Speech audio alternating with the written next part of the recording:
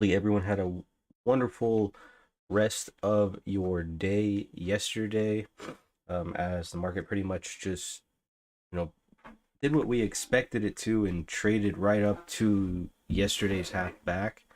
Um, we had talked about it on the stream. We stayed on stream actually pretty long yesterday because, I was kind of waiting for this trade to work out and then ended up waiting for it after, all the way till after lunch even.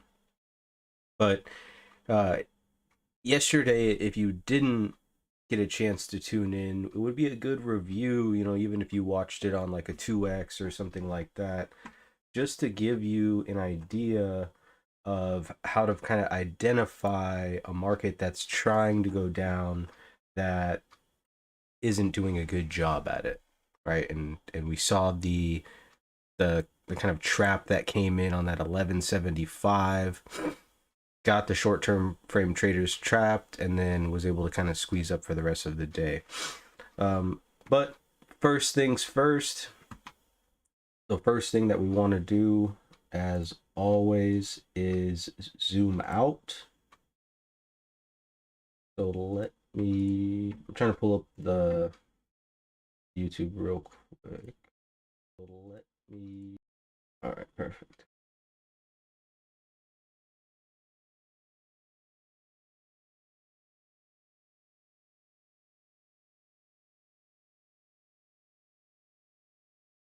Live for love, good morning. Today, good morning. So we'll pull over this monthly here. We could squish this down for now. So we can see on the monthly we've got a lot of trend lines going on. They're intraday trend lines, so we're gonna kind of have to battle through them. But for the most part, nothing's really changed on a monthly basis, right? We remain. We could remove these actually.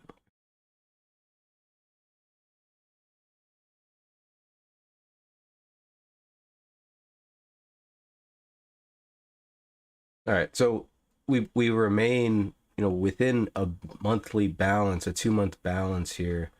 Where's my pen at? You could see the high from up here, low from here. We're still pretty much right in the center of that range. And then, I mean, a lot of people are kind of like making a big deal about the market right now, but really, you've got to zoom out and think about on a monthly basis, there's really not been much change. I know we're only 11 days into the month and everything can change at the drop of a hat. Morning, Tommy. But really, there hasn't been much change. On the weekly, you can see we're one time framing up, 1, 2, 3, 4 for the fourth week in a row here. Let's see if we have these on extended, yeah, just so we can see the extended hours. And you can just kind of see today we're trying to move up a little bit higher, but this week so far has, kind of broken this pullback, which seemed to have been off that at 23. Let's look at the daily. And on the daily, you can see yesterday we had that cessation of one time framing up. Little push, kind of look back below into this balance. You have, this longer balance here. And kind of looked back into that balance and rejected. So it's like a look above, look back in, reject. So confirmation of continuation would be over that poor high that's right above us. And then the 200 SMA is right there up at 39.92. So, I mean, you're seeing a little bit of tightening, right? So we haven't been at this level this recent once again in a while. So this is only a year back. Let me add the time frame here. When you look at this, right, initially the market broke below the 200. We had talked about this back in January. We had broke below the 200, bounced above, held it once, couldn't hold, rejected. And that's the last time we had like really any interaction with it. This time went above, came back below, didn't really go back above. This one rallied right to it, sold off. Well, this time we've rallied right to it, came down just a little bit, balanced, came back up to it, came down, came back to it, came down, came back to it, came down, and now, after balancing a lot lower and not being able to break this low, it seems like, 39.90 pretty much 4,000 is I don't ever want to say a certainty, but it just seems like that's where it makes sense. And then we've even talked about, let me pull up the daily still. We've talked about how if we look at the futures cash only, if you were a seller, it wouldn't make sense for you to sell right here when you have an opportunity to sell right here around that 4,000, because that's where we kind of like projected the trend moving up, right? So it makes sense to sell around this 4,000. And what do we have right there? We do have that little gap still on the cash session from 86 to 97. So there's like a little gap right there. Well, let's see actually. What's the high here? High is 85 quarter to 97. Yeah. So there's a gap all the way up until that 4,000. So it makes sense, I think, for people to try to get short up here. I don't know if it's going to be big money or if it's going to be retail that tries to get short there. I'm just not sure. JP Morgan put out a thing that said that the market's going to go down 3% if CPI comes in hot, whatever the fuck that means, right? That's just like a, I don't know, bitch move. I feel like saying that. Dad, good morning. Pop, good morning. But so let's go ahead and review kind of what happened yesterday a little bit. We still have some time today. I got on a little bit early. It was cool.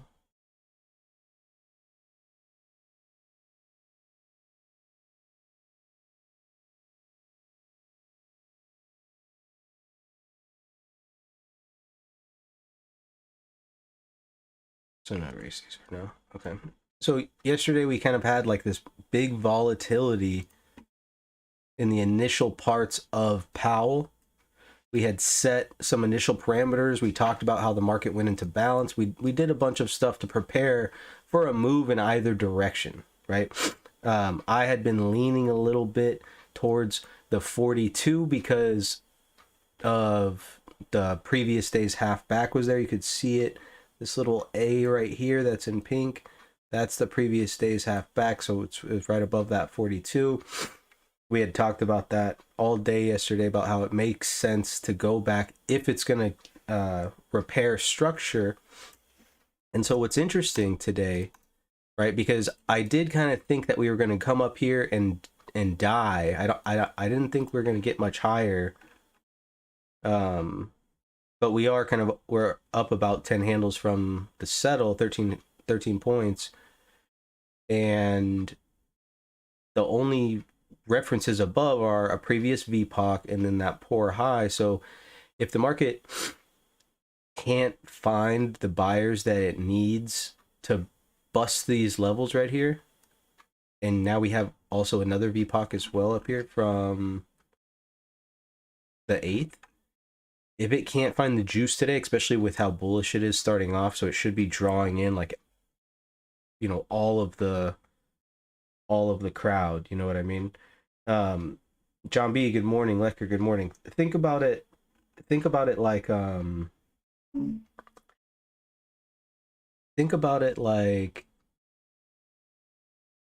it's hard to explain. I mean, think about it like anything, but the easiest thing to think about it would be like a crypto coin. So think about a crypto coin that you looked at yesterday and it was at 28 cents. And then today you look at it and it's at 54 cents and you're like, fuck, I need to pay attention to that, right? And I'm talking retail trader, right? You don't know about the profile, you just know about buy and holding, right? And so if not enough of those people show up this morning to fill this area here where this poor high is at, and I mean 2 poor highs, but really just this V popping up.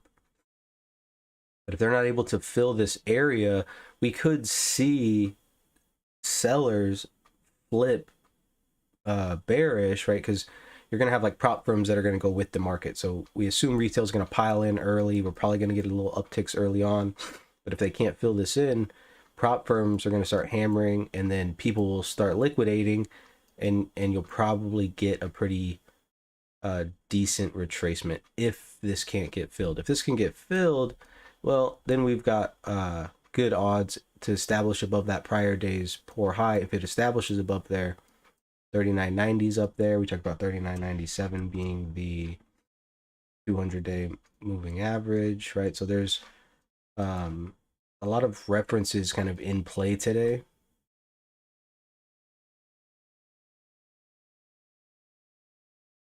And really, even on a pullback down to this 39.19, the 50 daily sitting at 39.24.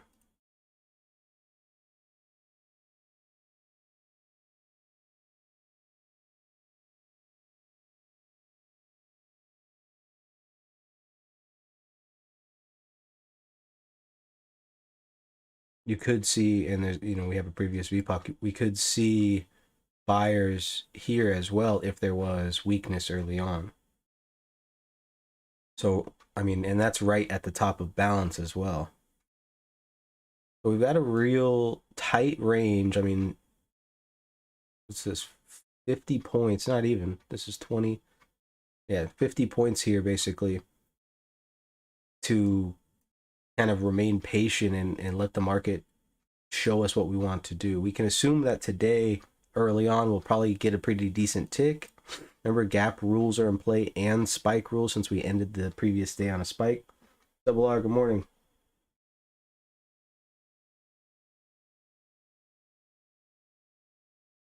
And balance rules are in play as well, guys. Remember, because we still are literally just breaking out of this balance. We broke above, we checked it back in, right? And now we're back above.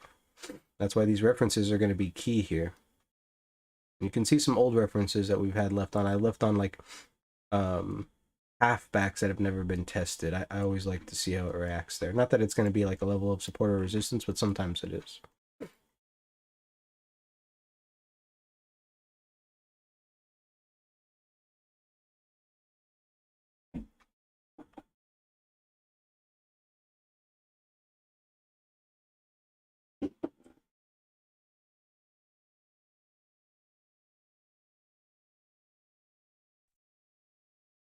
Brad, what did you mean when you said spike rules are in play? So we ended yesterday on a spike. And so basically what a spike is an auction that doesn't get to finish. So we can assume that, we had an auction end here, an auction end here, an auction end here, and then the market closed. So the auction really didn't get to finish. It starts up in Globex, but a lot of big players, not that there was any big players in the market yesterday, a lot of big players are not at their desk anymore. And so this is just kind of easily pushed up by people that stay late. And they're like, hey, just buy the market up all night. Let's just run up the market, see if we can trap anybody, or see if we can trap some shorts all night. Like, they have their plays or whatever. But we can't really know if the prices up here were accepted and then the market moved up until we get tested in a cash session. So let's say the market opens, it comes down here and it can't break the spike, and really you could draw your spike all the way down to here, because that's the M low, but I really would just watch this area here, like 44 to 36. You got the Globex point of control, you got the settle, right? You got some opportunity there, and then there's another area a little bit more advantageous than the M low down here a little bit around the 19. So like there's two areas to buy pullbacks opportunistically, and depending upon the choppiness. But basically, if the market gets below this spike, that's kind of saying that these upper prices were rejected and it might want to auction back to value, or to the other side of value. Okay, thanks. And then also, what we could see is a test of the spike, because technically it should act as support on the first test, because there's got to be trapped shorts here. They've been squeezed up all night, so technically here on the first test we should get a bounce. Maybe not the second test. Maybe the second test they try to run it, but that first test we should get a bounce. But if you're looking for those, there's actually like spike rules. They're a bit more specific, but they're kind of generic as well. Like every spike is created differently and evaluated differently, but you just have guidelines that you follow. Same as like balance, like 15-day balance. If we break either direction, the break is probably going to be a pretty decent break, because we've been balancing for what feels like almost an eternity. And I don't mind a balance, right? So you figure if we were to go like 3970 to the top of balance, which we'd call it like 3900. So what's that? We'll just go 100 points. And so for this thing to kind of complete its break up, it would have to go to 4,000 or to this 3990, right where we have the gap and a VPOC. And that would make sense. Like if we do get a break up, that's what makes sense for the continuation to go to. So that's where we'll ride it to.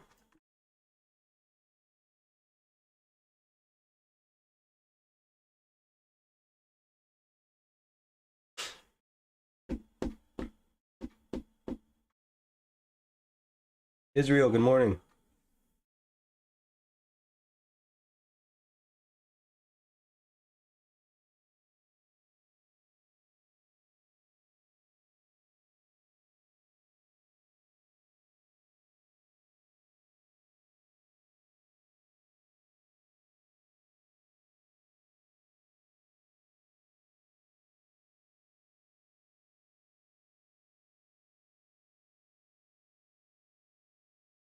How's the sound on YouTube today, guys?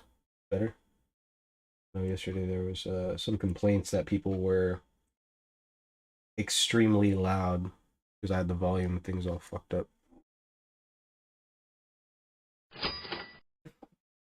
Coaching.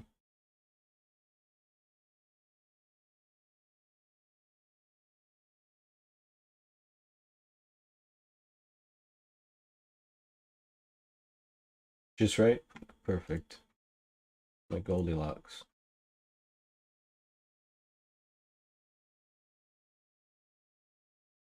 I don't know. I don't think CPI is really that important. I mean, everything is kind of telling us that the Fed's coming off of it. Um,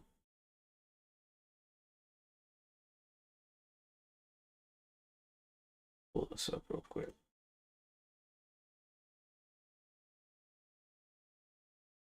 So like here's our probabilities. They keep going higher, that we're leaning towards either a quarter or half. And this is 3/4, basically just not happening.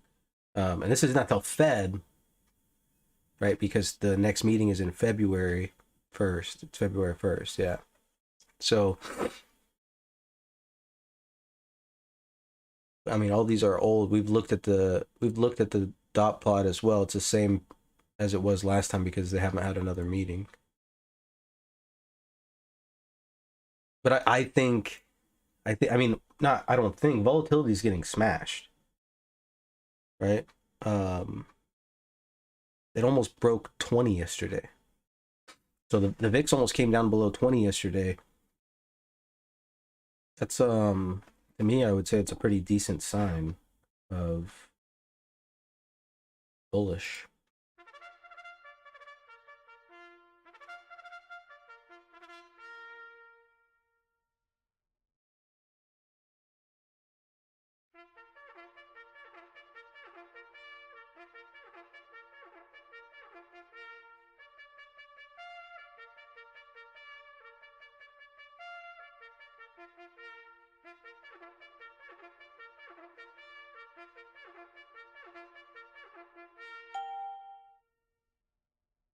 All right.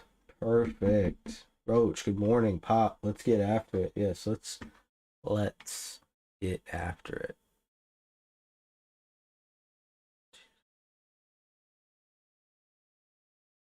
Can't seem to get rid of this thing.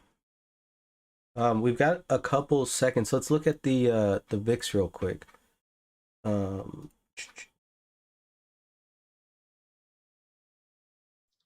so So we're below 20 means bullish. well, no, not necessarily below 20 means bullish. Ignore the moving averages. They're just on there because they're on the chart. That's just it. They you can't use them on a VIX. They mean nothing. It doesn't necessarily mean bullish. It's just that, I mean, we just don't come down here very often since, like, you know, forever, feels like. This is 2009, or this is yeah, it's 2019, I think, 18. Pop up. Don't we stayed elevated because we had like a little kind of a flash crash in 2018. It came back down, and this is in 2022. The VIX kind of gets hammered. Oh no, what was I thinking? I was thinking I was on a monthly.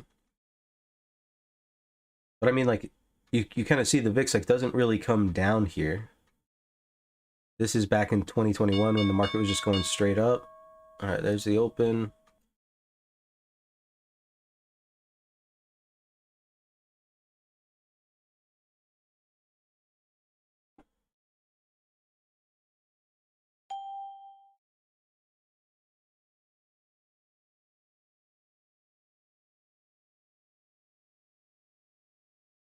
So look at the breadth, 4 to 1, 4 to 1, right away, looking strong here. You want to see it break the Globex high. If it doesn't, that's a sign of mechanical traders, right? Selling the high. There we go. What we wanted to see.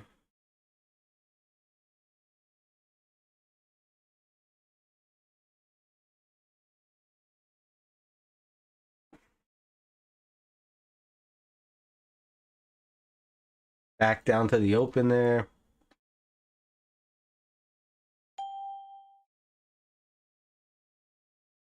Morning, Kevin.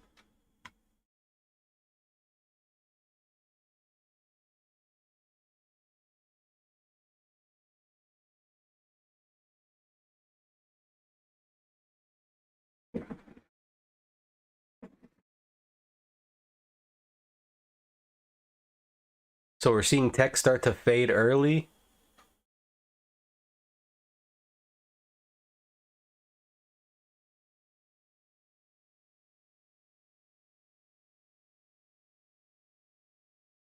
Let's see if it pops. Everything's popping up now.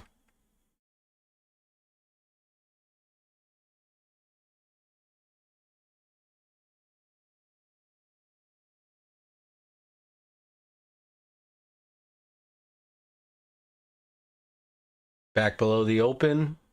Tick is still pretty elevated, but just came back below 1,000 right there. A little bit of battling over the open. Remember, we're opening up on a gap here.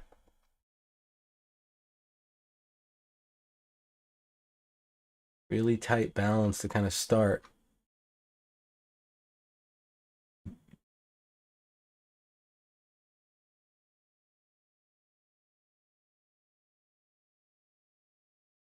There they go.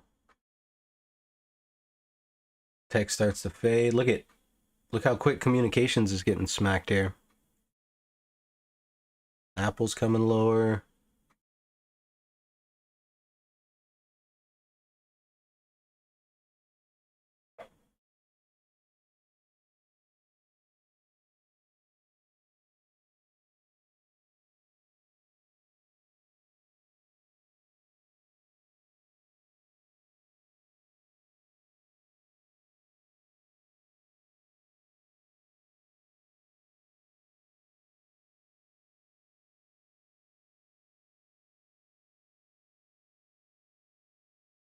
A little bit of selling coming in on this 54 here.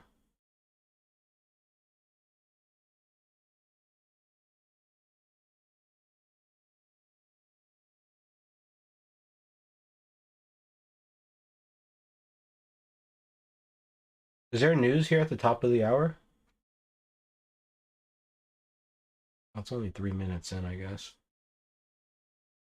Big offer sitting on the 55. And it looks like sellers got kind of stuck on that low a little bit.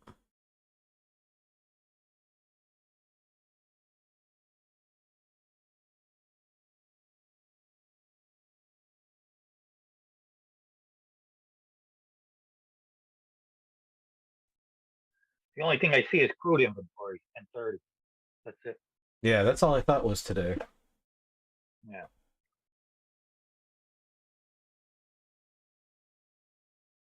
What say? What's that? What did you say? Crude oil inventory.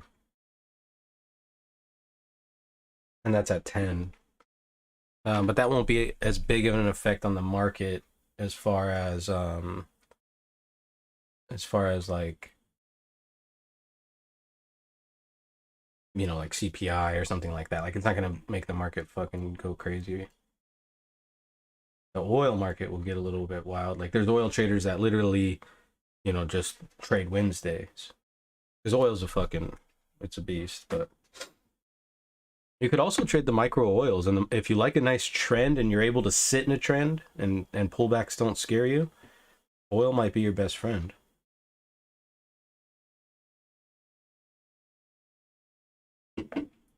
Nasdaq starting to pump here.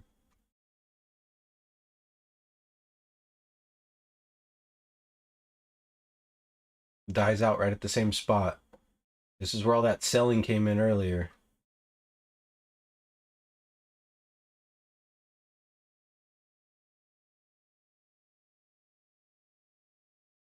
We've got trapped sellers at 53 and trapped buyers at 60.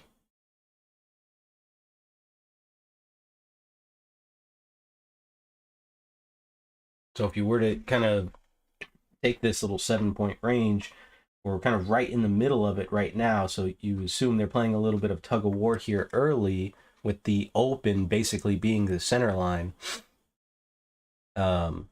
Whoever, you know, whatever side of the open is on, that's who's kind of winning. Now you're seeing buyers kind of lift the offer there. But then they fail right at the same spot. You see there's a seller up here that's trying to hold the market down. But buyers look strong, to be honest.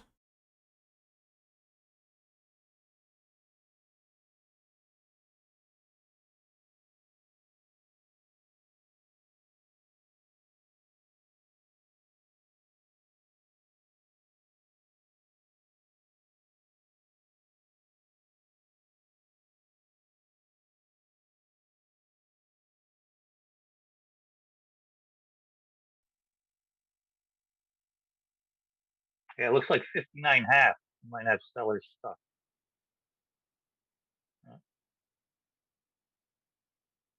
Sorry, hang on. I'm trying to adjust this Nasdaq position real quick. Sorry. They got below it anyway. Would you say 59.5? Yeah. Yeah, it does They look did like. they did below it though a little bit. They didn't Yeah. get out, I guess. I don't know. So that happens. So like when you identify that, because that was Yeah. a good call. That was a great call. When you identify that, Nasdaq is ripping. That's how you start the day. Basically, like, I mean, that's a great identification. If it goes back down there, the key is it goes back below that 59.5 that you identified. It went back below it, 2 ticks came right back to it. That's when you know. Yeah. Boom, smack the button. Yeah. And then Now they just you know your stop loss is a 2-tick stop, because that's all the juice they had. So if they find more juice, exactly. Yeah. They just hit 61 too. Yeah, I think we can get some juice going here. Come on. I mean, there's just no follow through in this market. You know what I mean? Like I know. we haven't had any, and it's so hard to hold on to anything. Yeah, I'm flat. Yeah, it seems like Yeah, all my trades, even yesterday, a lot of my trades, they either hovered around my entry and I scratched them, or you just can't get nothing more than like, 6 ticks, 8 ticks, and then it comes back on. Like it's just been for me anyway. It's been doing that. I caught a decent longer trade yesterday, but it was a 2 lot trade, and I just let it sit, and I had my stop loss at the C low, and I was just Yeah, like, this thing, it's either gonna go up or down, and I think it's gonna go up, so we'll put a little risk on the table. yeah. I actually caught one later in the day that went for would it go for like 12 or 16 ticks, and that was big for me. Like I said, I haven't been getting nothing, and they just come back on me, and I either scratch them or take a loss. It's been frustrating. Yeah, looks like buyers stepped up right there. Look to see if they hold the 63. They've been kind of doing this, just like what Roach is talking about. So you see a bunch of buyers step up, and then as soon as they step up, they get, kind of a look below real quick to make sure buyers are still on board. And that's where they're trying to draw in sellers here. And we're almost back down to that 59.5 that initially where we got long from.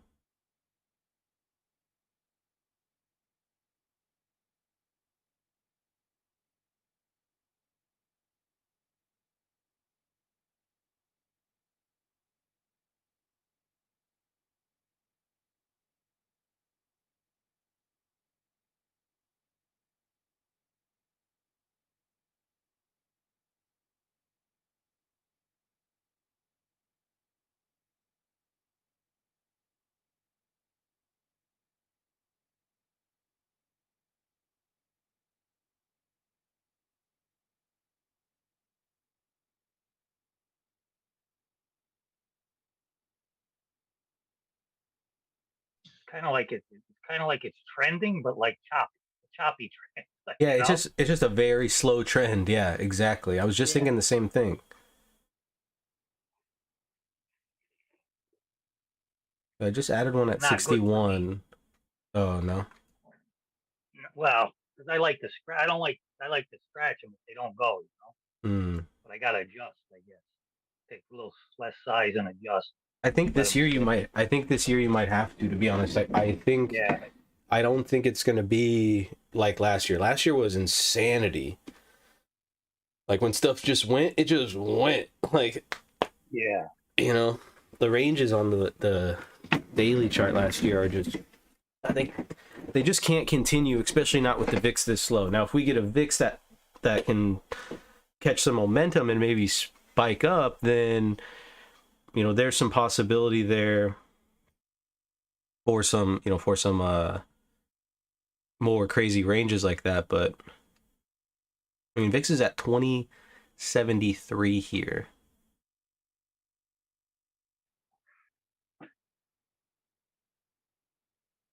So first look at the high was a weak look. You got 20 contracts on the high tick and 8 contracts on the low tick there. Can you explain more how that VIC correlates? The VIX is the volatility index, so it's the amount of puts that are being purchased for like the next 30 days. So the amount of volatility basically that's being, and so they measure it basically because people buy puts if they're thinking that the market's gonna be crazy, right? Because they want to hedge or protect their ass. And so when the VIX is coming down, not as many people are hedging. So not as many people are expecting the market to go down, right? Because you think like me, we buy some VIX puts or whatever. Nobody notices, but like these big hedge funds that have like, $100 million of Apple stock and the market's going down, well, they've got to do something to make money to hedge against Apple losing all this money, and that's what they do is they buy puts. And so it's the amount of puts bought that are 30-day expiry. There's some really good videos explaining all about the VIX on Spot Gamma on YouTube. The guy, um, Brett, he's the leader over there. The leader, you know what I mean. Um, but he's, he's like Rain Man when it comes to all that shit, like volatility, the skew, the fucking like all that stuff. And so anytime he posts a video, I just watch it, right? I make time every single day in my schedule to watch an hour of YouTube. It's like something I plan to do every single day. And there's time in there for you. If you don't think I don't have an extra hour to watch YouTube, you're just fooling yourself. There's always time.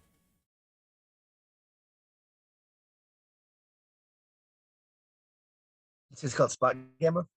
Spot Gamma, yeah. I don't want to say his last name because I'm sure I'll fuck it up, but it's Brett. It's an expensive service to have. I think it's like, I can't remember. It's like more than $100 a month, let's say. I'll have to look, but it's worth it if you are trading heavy in options because he breaks everything down for you. But the videos that he posts, I would, before you subscribe to it, watch all of them first, and then then decide if you want to subscribe. And he offers a free trial, I think, as well. And it's not a sponsored post, but I mean, it's a cool thing to look at. I like looking at charts. So, and these are just his charts are just different than the charts that I'm used to looking at. I'm used to looking at these charts like a TPO, and his charts are like, fucking put call skews, and it's like, whoa. It's like algebra 2. What is the expiration and strike price of the call that the bot got in? Yeah, the gamma levels are very handy to know. Yeah, and because that's going to let you know where market makers have to hedge. It's a little bit easier in futures because we just have such big round numbers. But it's a little bit different in stocks. Like sometimes on Microsoft, it'll be like 212. It'll be like a big gamma level because everyone's shorting because they have kind of weird options. Microsoft does.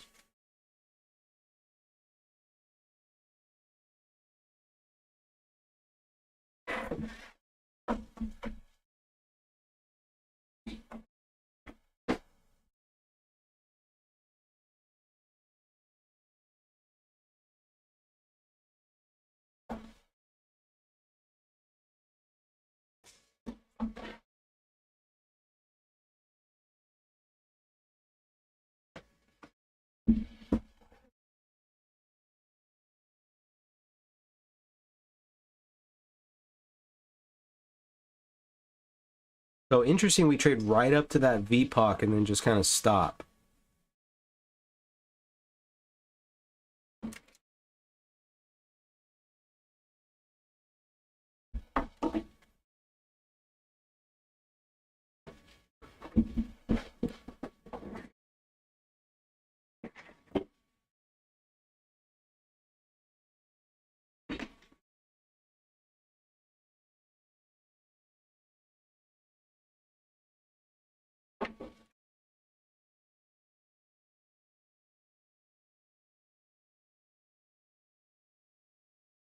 Oh, you're referring to the indexes? Yeah.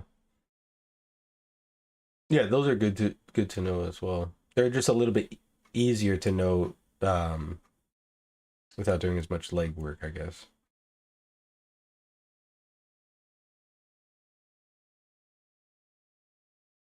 And a lot of that information is available through TD. So for you guys, if you're looking to get that info, you just have to do the work. So if we go to this tab here,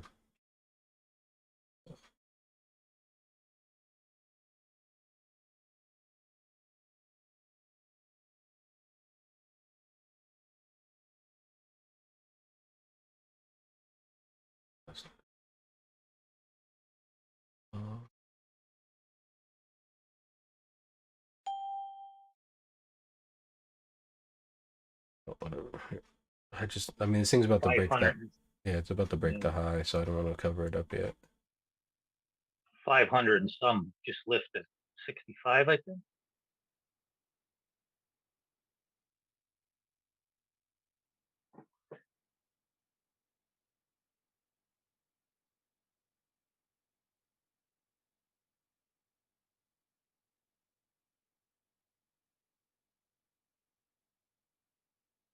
Damn. 97 contracts on that high tick. It couldn't take it that time. You're seeing buyers being aggressive here on the 65.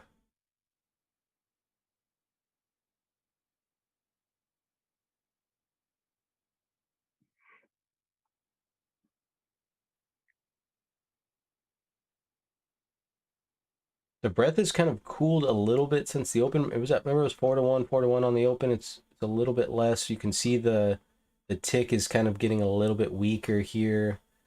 Starting to see people take profit up here. Get people that are kind of getting out of there long, right? They were long and they're like, you know what? It's not fucking working. I'm out of here. I thought it was gonna go too. All right, so a way to look at this, and this is in TD, you just click the trade tab and we're on the ES. You can actually select from all the series. You see I have all the January series selected. And you can see, you just click this, and if you're looking for these kind of gamma levels, you can kind of see where they're at. The biggest gamma here is kind of fluctuating between 360 and 365, which is, you know, basically right where price is at right now. So I would say that, you know, probably they're not too exposed. So, and this is 370, so like a hedge isn't really going to have to kill them. So they're basically what happens is if it gets past one of these levels, let's assume that they are short. They sold these 3970 calls. So if it gets above these 3970s, they have to buy futures to hedge against the call that they sold, right? And same thing on the downside. If they're, let's say if they're short a put, because most of the time they're sellers of options, not buyers. If they're short a put and the market goes below 50, well, now they've got to start selling futures to hedge. So what I'm saying is it doesn't look like they have a lot of exposure. They do have some exposure at 70, so you know we should see a little bit of buying along with stops above that 67. That may take us to 70, but not a ton of gamma exposure. It doesn't look like, as far as um, one, it's super early, and two, it's just not a big level with 3,900 or 4,000 just above. Now 4,000 I would say is probably a huge gamma level, even though it's not really represented on this chart, and that's probably because they're for February. I bet you. I bet because the meeting is in February.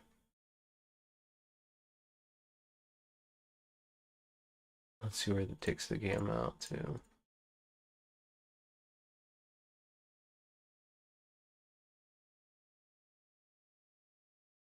It still has it at 3970.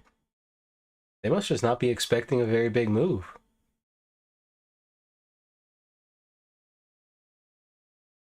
The bot did a double down buy. Pocket into a call.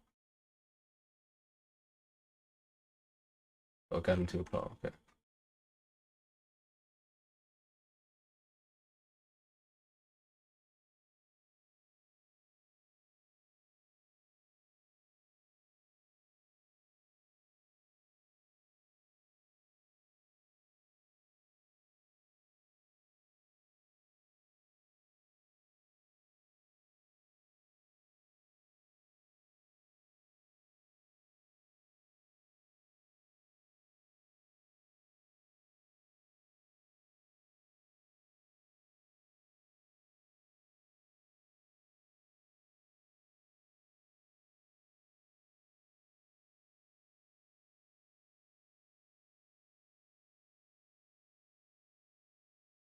Flagging like a bitch. Morning, Dr. VJ.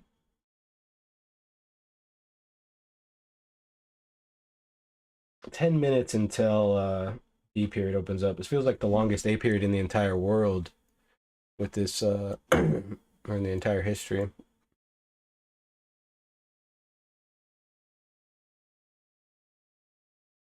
at all the volume that came in right above the Globex high there.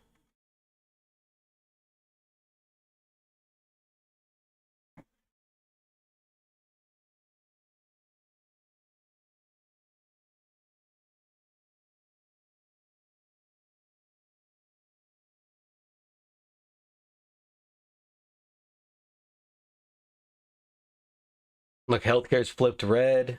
Look at the sectors. They're all kind of rolling over, and even the weighted AD's flipping over here. This is interesting. We kind of saw this yesterday with the weighted AD. Kind of started off negative, flipped positive, went back to negative, and then just jumbled around yesterday. All kinds of chop.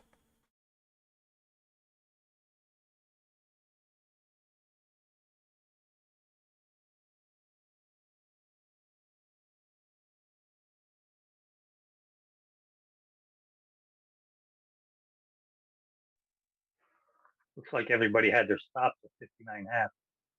Yeah, I agree. They're looking for this 55 quarter.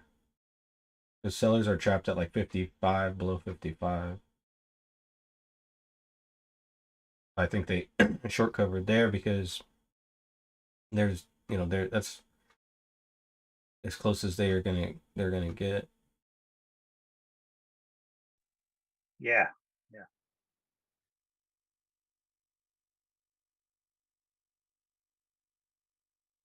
They just need to, I mean, if sellers want to get this thing going, they just got to press it below the open and just hold it there for a second. You'll see weak hands just start bailing and this thing will come back down. It's Like you interesting. mentioned earlier, though, nothing is smooth. Nothing is, Oh, yeah, no.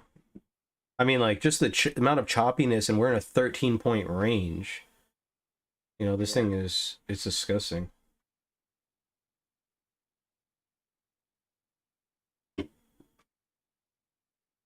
I do look at that sometimes.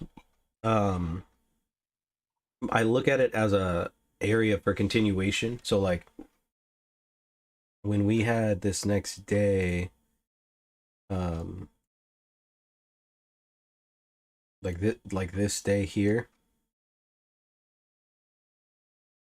we had a bunch of volume up here, right? The TPOC was here, and then the market liquidated. That was kind of like, to me, was kind of like, okay, well, that's the weakest thing I've ever seen, and I think I'm gonna have to buy it because it, like, price moved down, but volume did not. I mean, 21K down there. This thing's at 23K, so they're close, I guess, but not to the point where I would like really put any belief in it, I guess. But a lot of times, like, that's where I look for continuation. So let's say, like, we open up point of control. If we opened up inside today, right, and then we pull down here, that'd be a sign for for buyers to get in. But I mean, those are pretty similar. Most of the time they're fairly similar.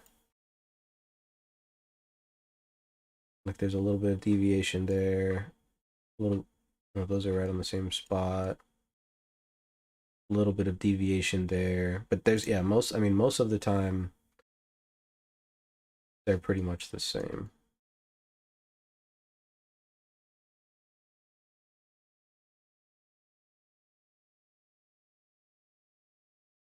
But that's something that's caught my eye before, like while I'm looking at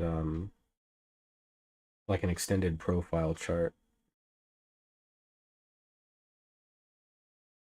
But typically, and that's the thing, is like, at least in my experience, I've kind of shied away from looking at these long-term profile charts unless it's just for references, but not for like once value area low from the previous day has gone, I pay no attention to it.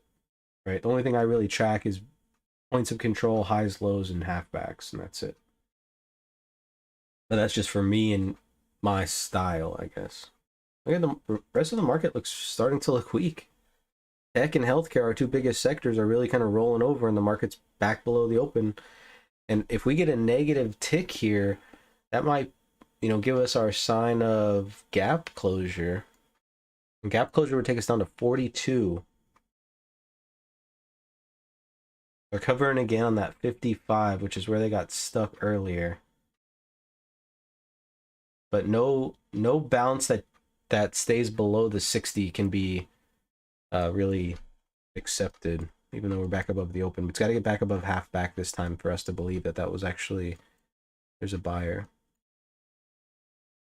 If not, then it doesn't look great. But still, look at the tick pinned above 0.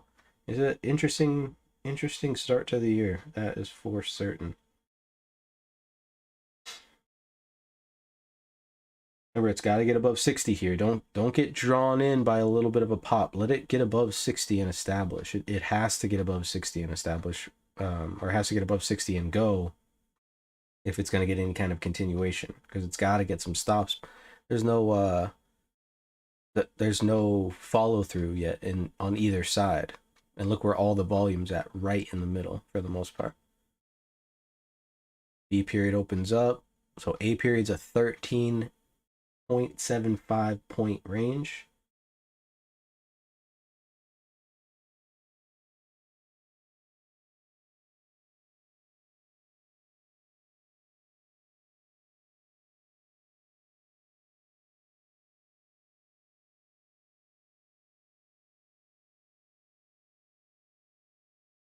Damn, I'm getting my fucking dick smacked on these Royal Caribbeans. Yo, Party What happened? City, what up? I bought some Party City calls a couple days ago. And they're up 100%. Nice. So what's Royal Caribbean doing? It's not doing anything. It's just getting Sitting there. closer because I sold some 60 calls, and it's at 59.13, so it must be going up. But their expiry's next week. But I'll probably. Well, the other positions that I'm in is kind of breaking those even, so I'm just been kind of riding them out because time will be on my side as soon as Friday's over.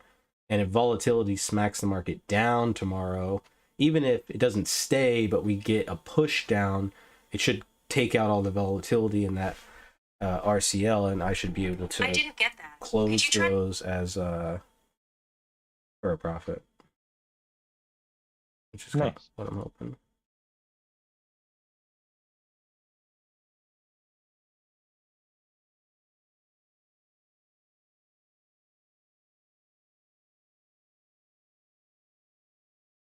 But for the most part, actually looks kind of good. It's holding a pretty decent trend. To be honest, I'm not a huge fan. I want it to break down. And it looks like it's made a top, so we should be all good to go.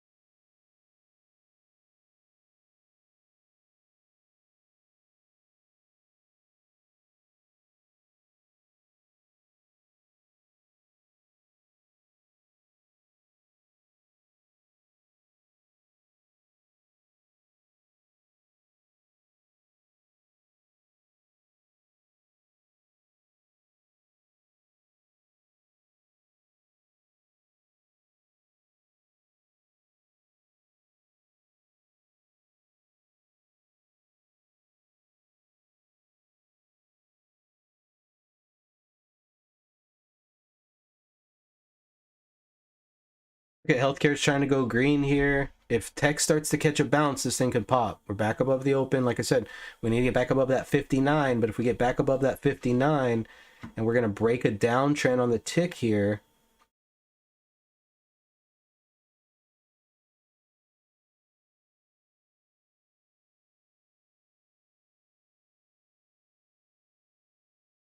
If it goes, right? Okay, nothing goes right away, but like Roach was saying.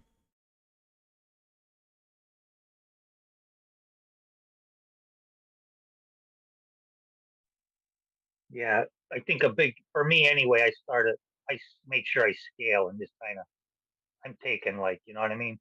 Oh, I know. Yeah, I'm doing the Yeah. exact same thing. Yep. Yes. Scaling only even 4 to 6, 8 ticks, and then try to leave one on for the runner. But Exactly, and just try to catch it. Yeah, just try to catch the pop. yeah, That's it. exactly. Yeah. Yeah. And if you don't, I also pick like a level, like I'll say, all right, 59 half. If it gets below there, I'm completely out. And yeah, in between there, I'll scale in and out, Seems to yeah, work okay, but you got to be careful. you've just got to, yeah, and you've got to be, serious when you say, okay, 59 half, I'm out. Like, Oh, yeah, yeah, yeah. because if you're not, that's how I you, just put this. I just put the stop right there. This way, I have no control over yeah, that's it. a You good know what I idea. mean? I don't have to, and then I'll flatten in between there. But if it goes there, it automatically that stop. So I won't move a stop either. So that's one good quality I have. I'm sure you have plenty of good qualities. Yeah, I got plenty of bad ones too Hey, you can't, in you can't, trading. you can't blame anyone that you're born Italian. Okay, can't all be perfect. Yeah, yeah, right. Goddamn guinea.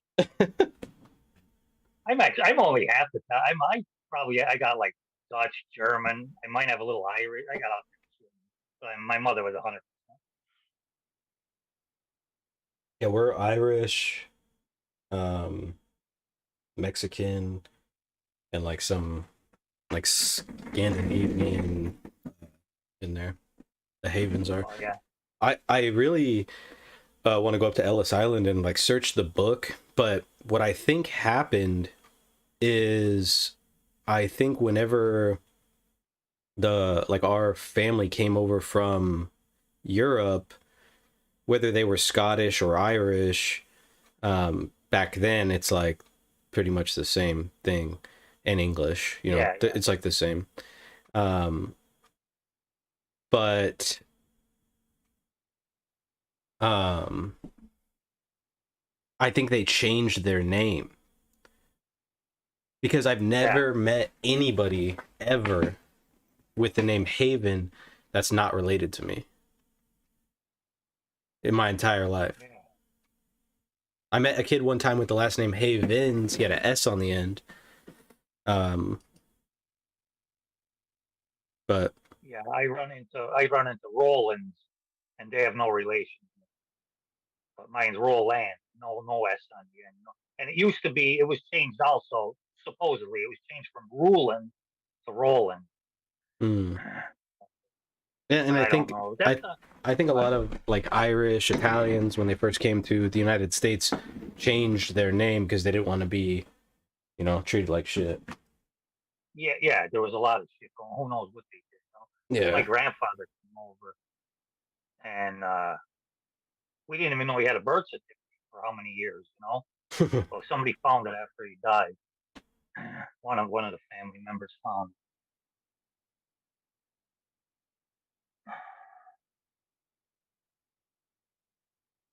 It's just funny on the East Coast, like there's a lot more I don't know if you call it like white nationalities, but there's a lot more like uh pride for other countries outside of like like for I guess for other like groups of white people, like Italians and Irish. Like Yeah, I know what you're saying. Yeah, like there's a lot of stereotypes. Italian pride here. Yeah. Yeah. Yeah, well, they all, even like the neighborhood, like all the neighborhoods kind of stuck. You got the Irish in Strand, you got the Italian in Old Fort. Not, now that don't Yeah. mean there's not everybody here, but just the overall theme is, the same, you know, Right. and corruption. Yeah. In old Forge, you're either, if you're Italian in old Forge, you're either a bookie or a mason. There's two things, unless you go to college. If you didn't go to college, you're either a bookie or a mason.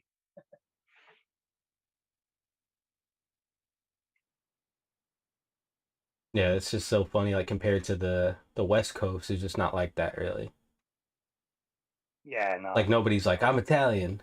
I mean, everyone's Irish on St. Patty's Day, right? But other than Yeah. that, like, no one's like, ah, I'm Italian. It's like, okay, deal with that, okay? Probably because they all came, when they came over, they all came right here first, right? Like towards this East Coast, northern East Coast, actually, Yeah, my family where they settled. settled in New Hampshire when they first came to the United Yeah. States.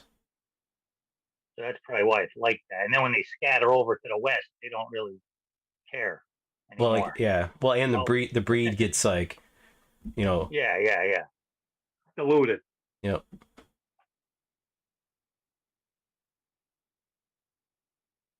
but some people like even here, like you can tell like people because people here introduce themselves first name last name. They don't say, "Hey, I'm Brad." They say their Yeah, first name and their last name every time. Like they don't forget it. And it's yeah. because like they want you to know like, you know, like, like Yeah, exactly. They're proud. They're proud of yeah, whatever, you know. Or I like don't know I'm what it is. I Irish. don't. I'm Polish because it's pretty much all Polish, Irish, Italians. Yep. Yeah. That's pretty much it. Yeah.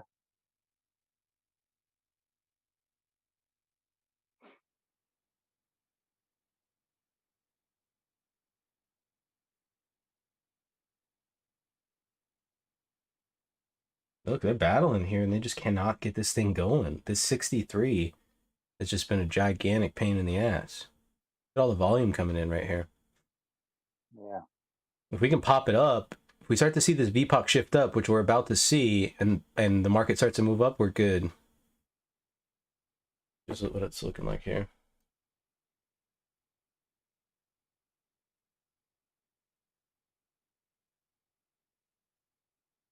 Should not get above it there.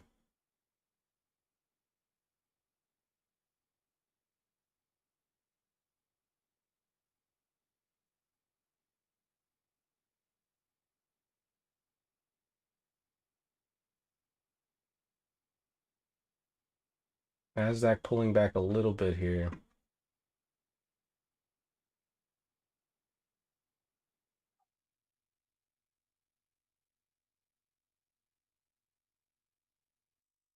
Yeah. The ES got a little smackdown on 63 there.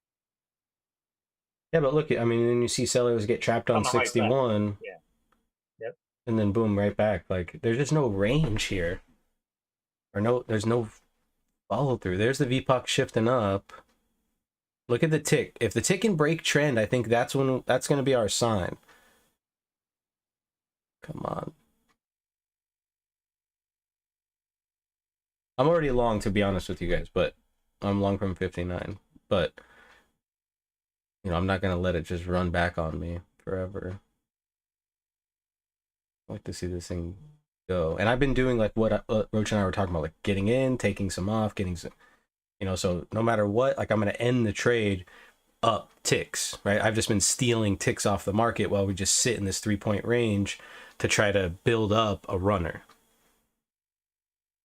But I'm not putting like 10 on and then taking one off. I'm putting 2 on, taking one off, putting another one on, taking it off, put another one, taking one off, right? Build yourself a base to give yourself some room to breathe. Yeah, I think that's what you have to do. Adjust your position basically, and then hope it runs with you're running. Right. Hope you're in it. And then don't hold on to it if it goes against you. Just find a better spot to be in. I'm flat right now, but yeah, I was doing the same, but I'm flat.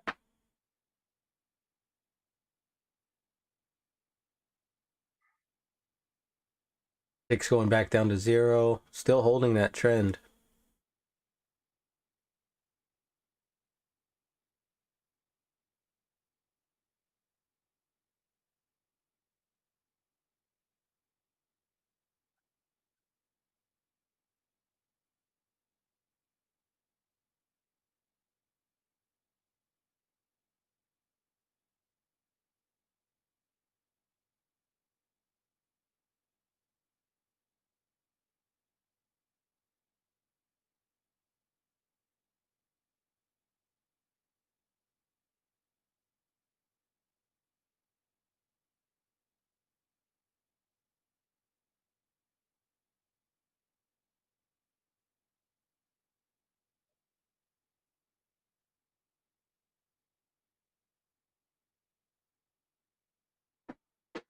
I'll put 118, 1.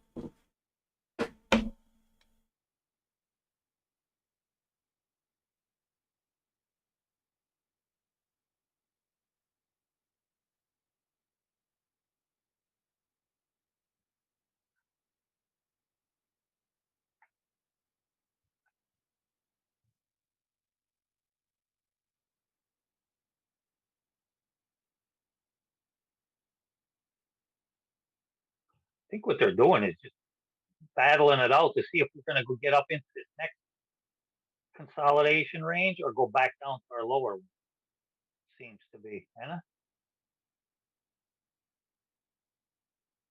Yeah, I think so too. I mean, look at the tick just pinned above 0 this entire time, almost for a full hour or 15 minutes, so 45 minutes. So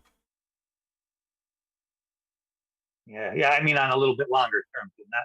I mean that right, that yeah, range above us from like 80 to I don't know 4100, and then there's that little range below us, right. I'll be right kind of back. stuck in the middle of. 1 second. Yeah.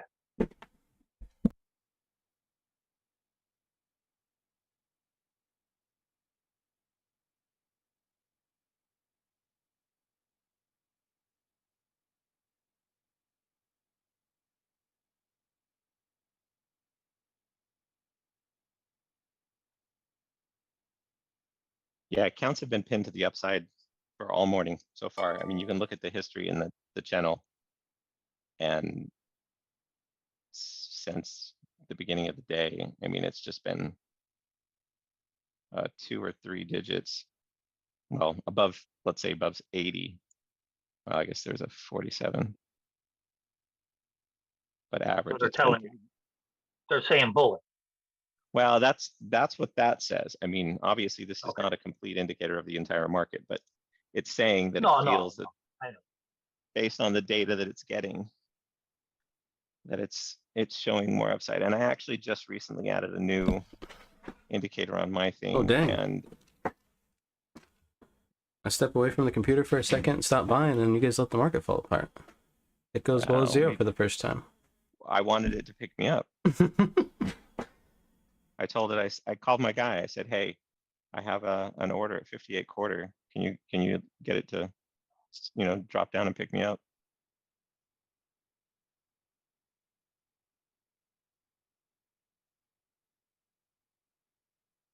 He said he'd take care of it.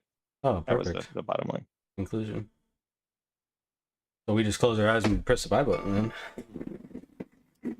That's Something literally like what that. happened to me. I put an order at 58. I was gonna go, check out the crypto market, and then I came back and I was ticked in, and I'm up now. So, I should do that more often. No. That's I not a wasn't good even habit. I wasn't even paying attention to it. I should have gotten in though, because I was seeing it.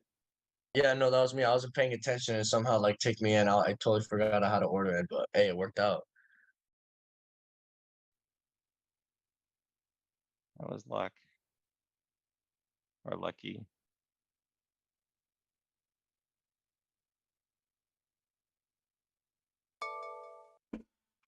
Look at energy just getting the smack of a lifetime. Classic. Fucking bitches. Dude, God, we nailed that. We nailed that on Monday, didn't we? Damn, that was perfect. I love shit like that. You guys were shorting. Energy, yeah.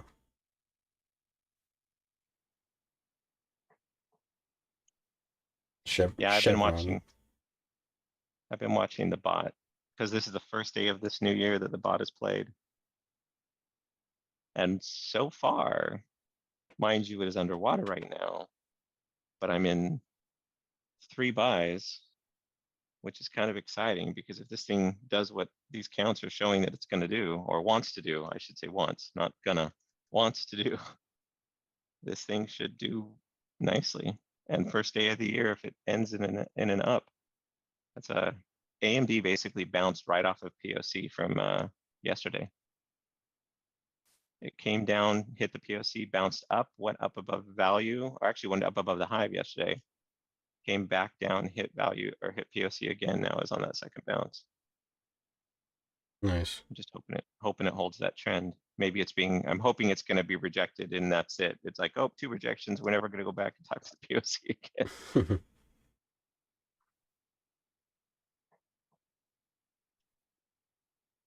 Yeah, potential for a larger term, a larger possibility of a trend forming on a small initial balance.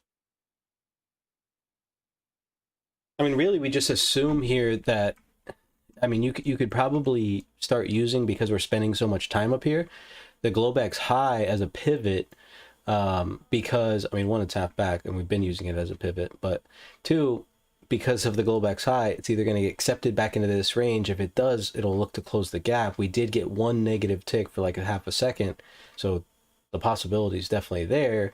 This, if there was no sellers in the market, wouldn't gap below zero. We've been consistently getting a downtrend on the tick here, so sellers are present. And so if you just wait to get long above 59, you're probably good. And then if you look to get short against 59 or against the Globex high, which is like 61, then there's that opportunity to look back down to where you can just probably assume short covering and buyers are going to be at the previous day's high. Right?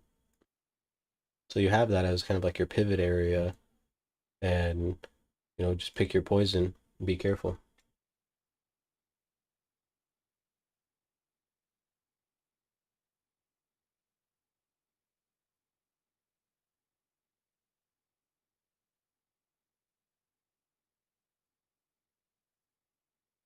No, the Chevron puts that I have, well, I sold Chevron calls basically, but the credit spread is for February.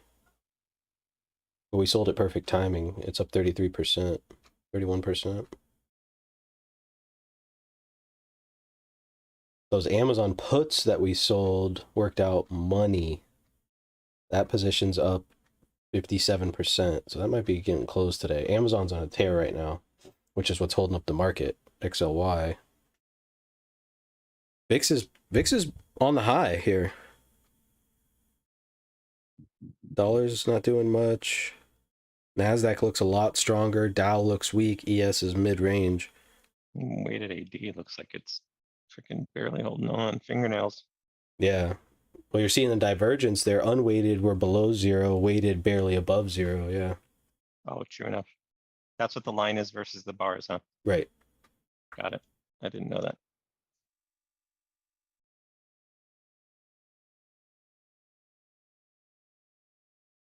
At least the RCL position's not losing money.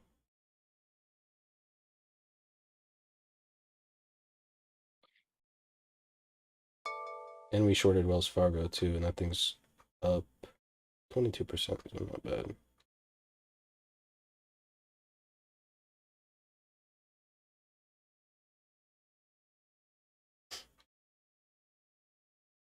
Oh, wow. AMD just jumped like 25 cents in 3 seconds. What the hell was that? Was there news? No. That's a big jump. Yeah, a quarter in fucking a second. I mean, it literally jumped. Well, let's see how far we're into the minute. Yeah, well, I guess it should say it probably jumped 20 cents in 3 seconds. Not a full 25, but it was a solid jump for that last second. Tick's coming up. Yeah, it takes trying to break that trend, but just right back the trend. I mean, that's not really the trend, I guess, but you guys know. I guess it did kind of break the trend if we were to be serious. But sometimes, so the thing about the tick, right? We got to be careful, because just because it's above zero doesn't necessarily mean anything. Just because it's below zero doesn't necessarily mean anything. What means something is how high or low it goes, because sometimes the opposite can mean something, how high it doesn't go. Like, so right here, it just came up, but it came up right to where the previous high was at, around like 520. So we know that we're going to want to see over 700 to convince us of any continuation here. If not, even if this thing breaks before we get above that, we'll probably be looking to cover before we get into our assumed resistance area, which we talked about 67 to 73 from this morning. Hey, I just want to say for everyone who is part of the Discord, if the thing with the call put, if it annoys you, just mute it. But like if you guys are happy with that, just I don't know, put a little thumbs up in that channel. Just I would want to make sure that it's giving you guys, or I mean, if you're using it, I guess if you don't, then you can just mute it and ignore it. I just want to make sure it's not annoying because I know that when I originally started using Discord and it would like pop up every single time something, I was like, no, I can't do that. But I found out that you can mute the channel and that makes it easy.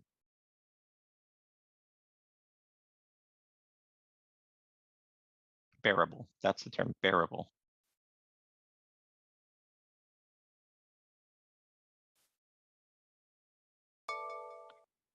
Looks like AMD's popping.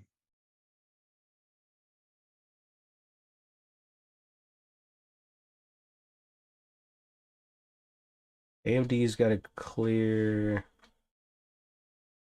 What's the high today? 68 something, 68, 58. Oh, 68, 57.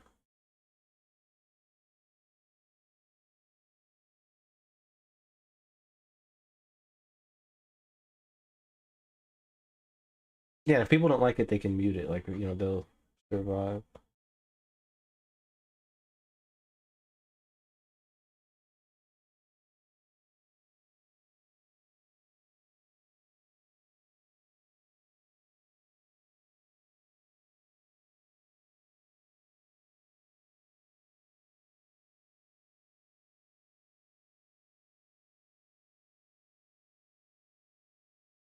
Where's the liquidity at?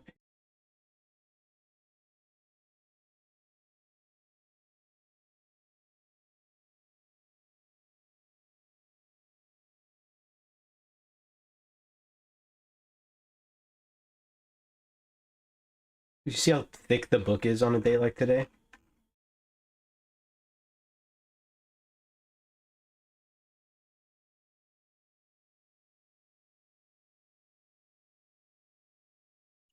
Yeah, it is thick. That's why I'm a little. I'm surprised it's bouncing around. It's slowing down now, but I'm surprised it was bouncing around like that. Usually when it's thick, it doesn't really chop. Well, chops, but not as. I don't Well, know. those last like 4 drops were all bid pools. Bids dropped and then they just showed back up and scooped up late sellers both times. Yeah. Or like pretty much the last 40 minutes. It's just that they can't find the people up here that they need to fucking do their bidding. Yeah, like it's gonna go. It's going. It's going. Oh, it's not going. Yeah, exactly. This time it's going. It's not going. This time it's gonna go. It keeps getting you. Maybe I should give the bot sound effects. When you said that, I was just thinking, imagining, and I don't know how many of you guys are old enough to remember this, the old Xylons, where it talked with that harmonic voice and where it would just go by your command. And so like that way you would tell it what to do and it would just, anyway, sorry, complete side note. Just to tell you how old, everyone how old I am.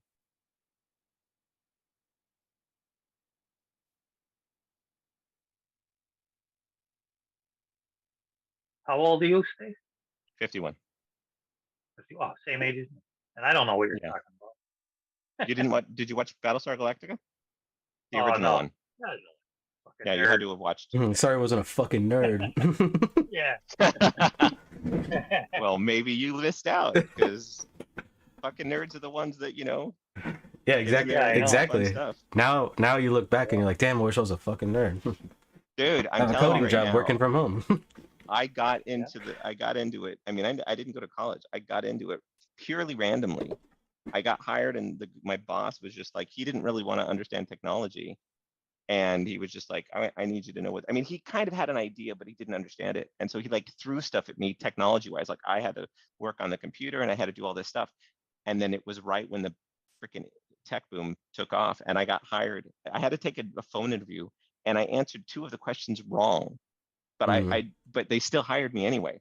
And I freaking took to it like a fish to freaking water. And it just made Yeah, that's sense. good. And so it just worked out. And then I've progressed, and here I am.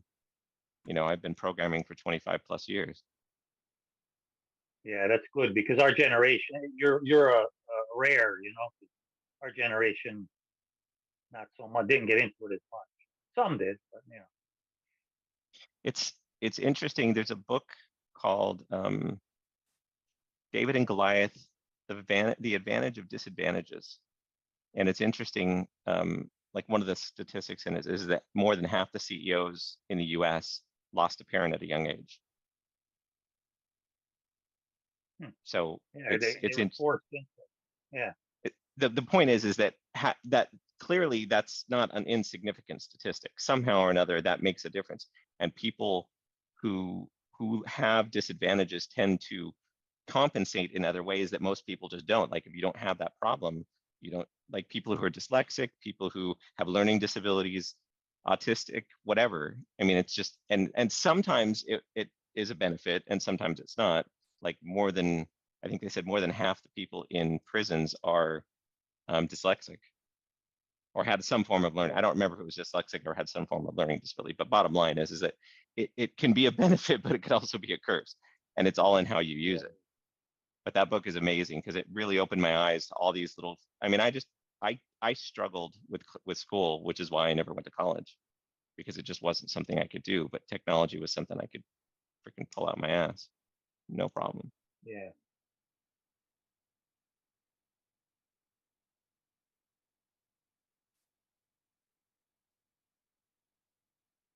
Aggressive sellers again on that 61.5, and they got stuck so far.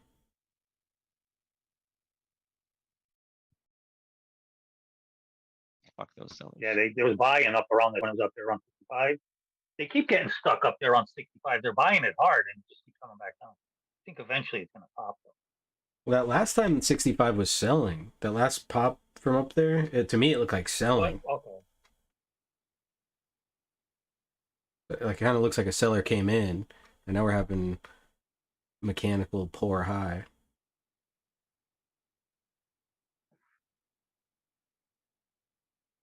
Offer comes down to 62. See that? They're trying to hold it. They're trying to hammer this thing. Sellers are. Yeah, I see that 500 and some there. Yeah. But look at that. See, that's what I'm saying. Buyers are buying into the selling today. Look at, they're holding that lot. They're trying to sell on the 61. So if we figure,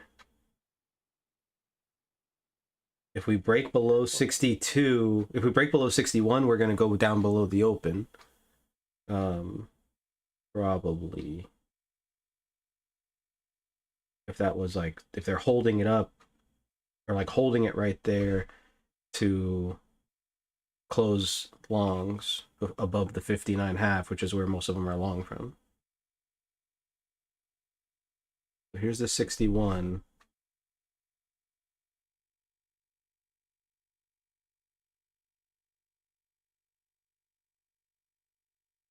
Nasdaq's pulling back a pretty decent amount now.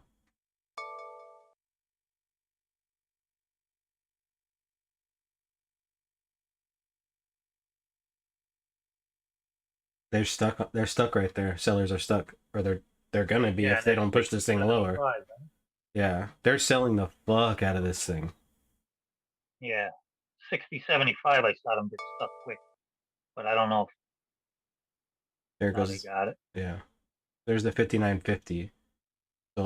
So now we should go back below the open because we're firmly below that 61. Selling's coming in here on the 59.5 again.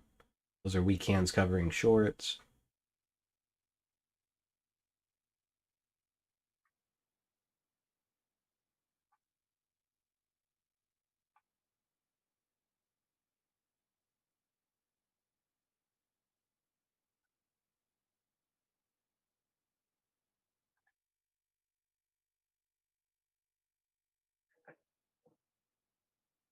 Sellers got stuck on 59. Look it back to 60.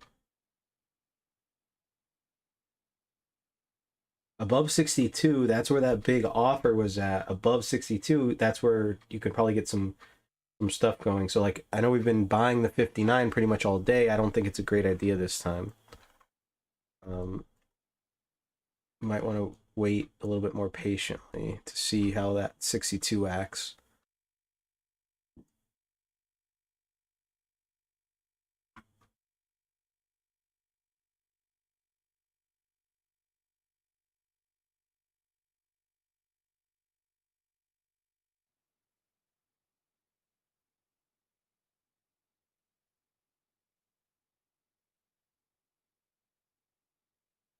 Tick is just at 0 here. There it goes. There's the open. Exactly as predicted. What's that guy's name?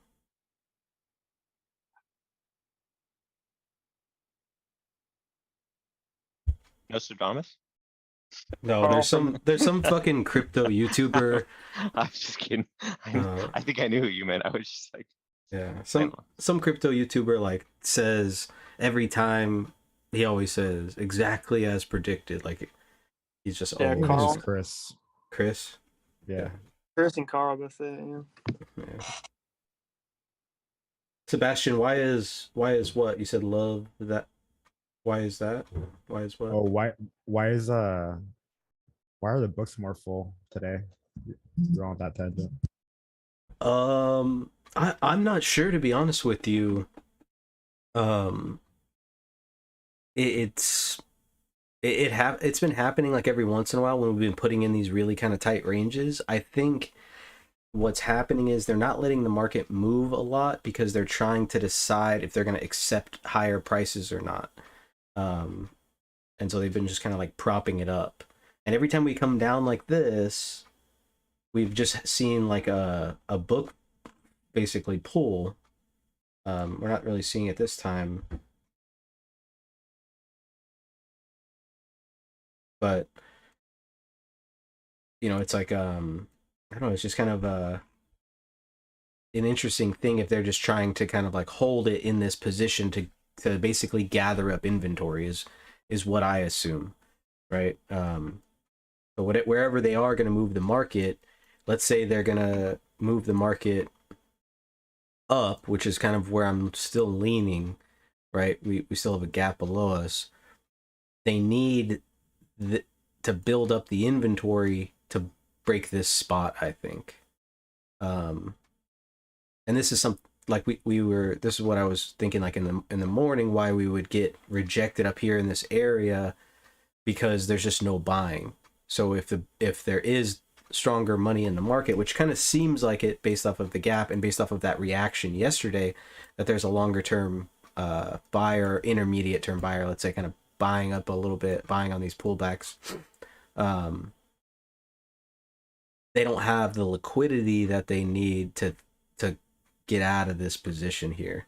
So they've got to gather it up, and then eventually these people will capitulate, and that can give them the opportunity to get above. And that's kind of how I think market makers are looking at it. So let's say if they're short the 4,000 calls, and we go to 4,000, that's going to put them in a bad spot, right? But if they are able to gather enough inventory and hedge against the break above, then they can start diluting up here around, or on the way up, because that's what market makers do. They sell on the way up, buy on the way down. They'll, basically be at a break even, which is what their main job is break even. Because they make money on, the fees. The amount of trades. Like if they make a good market, a lot of trades go through, that's good for them because the commission fee per trade is like 7 cents or something. So Yeah.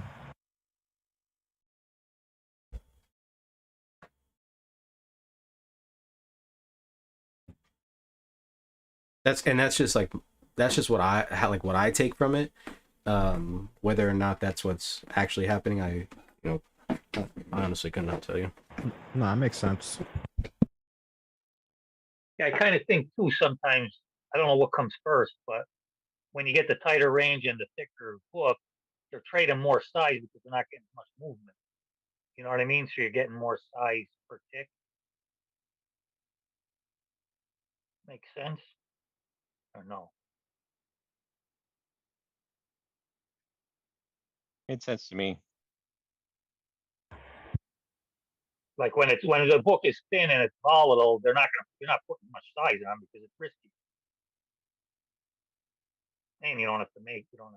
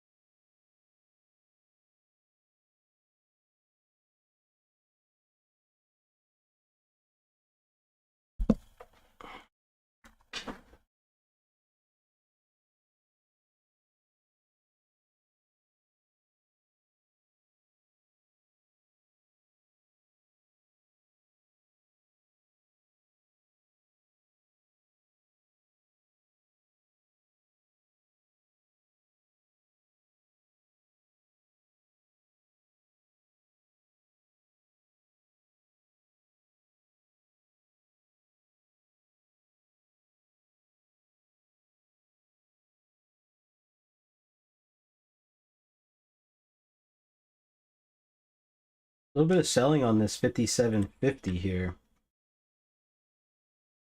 And on the open.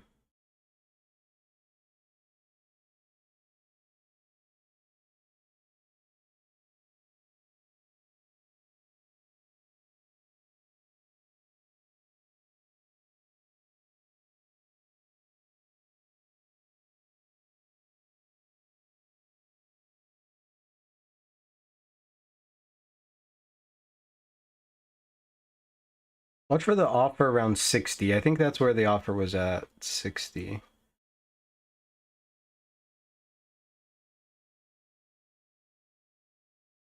Or I guess 59.50, right? That was that big level. But it looked like some sellers just might have gotten stuck on the open. You're having to take 2-point trades, 1-point trades, 2-point trades today, guys. Today's just a different type of day. And that's kind of, an example of how every day is going to kind of be. I'd love to catch a nice, like, fucking 30-point runner, but we're in a 14-point range. It's tough.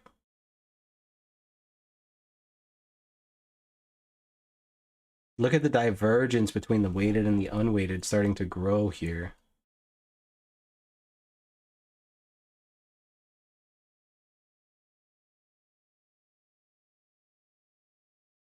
Now we're seeing the weighted go red, markets below the open.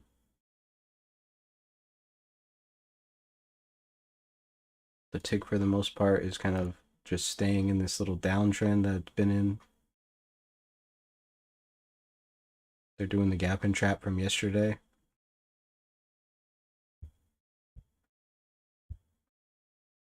Range.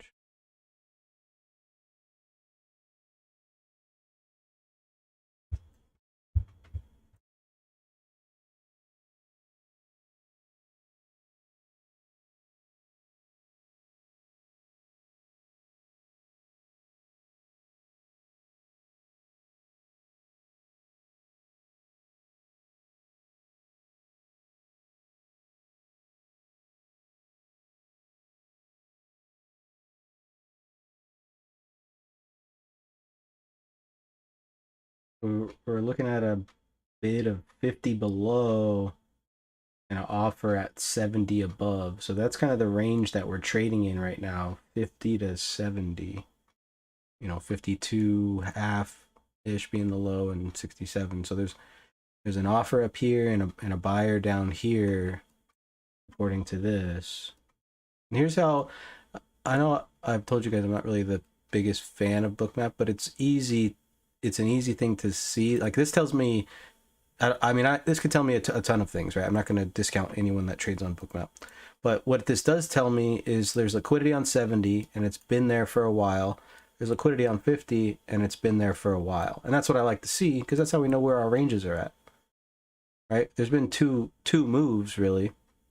Yeah, we've had a lot of volatility. The market's gone up and down, up and down. But really, if you were to have bought around that 53, 55, you would have sat through all kinds of chop, but you're doing okay. And if you would have sold up there where we had talked about selling before, even though I bitched out, you would have had a nice little pullback, right? Especially that break below the open. You love Bookmap for BTC? Yeah, because and especially something thin like that, you could really see the liquidity levels. That's nice. And I think it's free for crypto. I want to say. Certain time frames, yeah. Okay.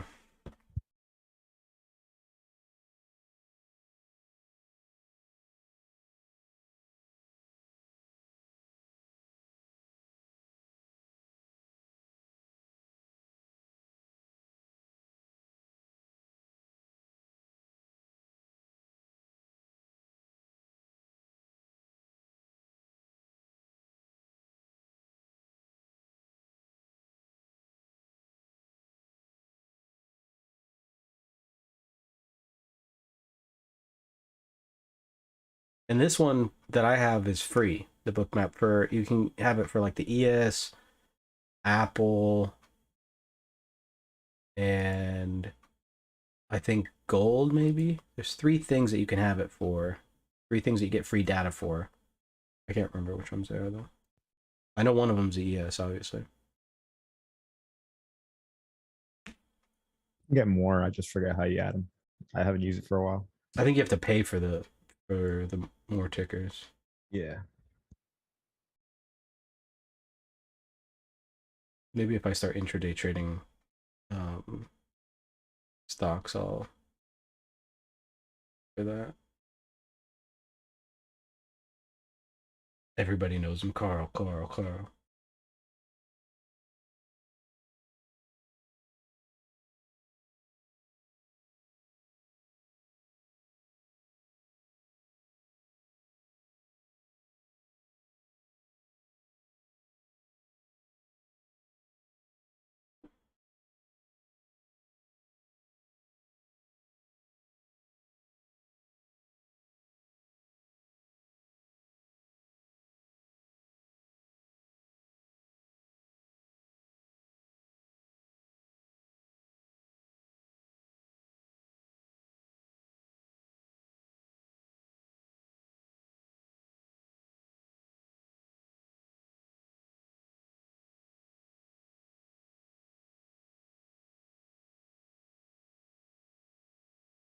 Market's breaking up here. Look at the weighted starting to break up.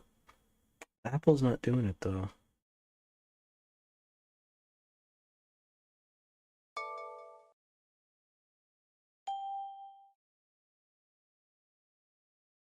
It's trying. It's thinking about it. Oh, and then I spoke too soon. No, it's still thinking about it.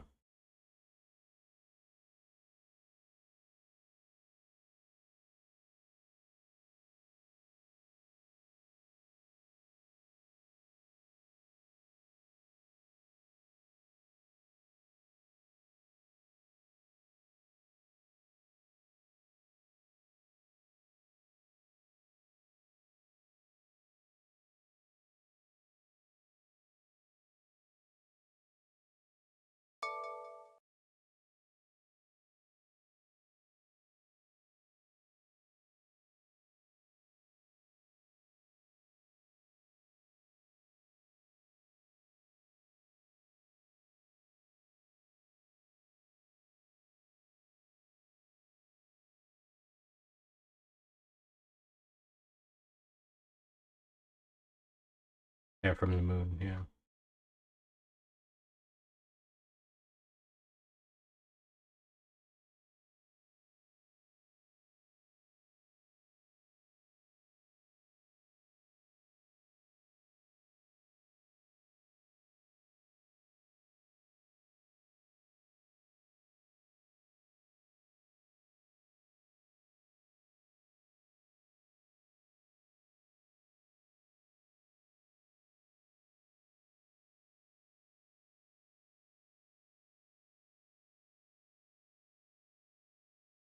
Little tempo change right there.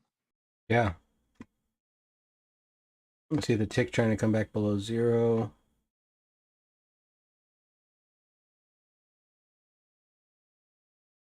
The range is so small today.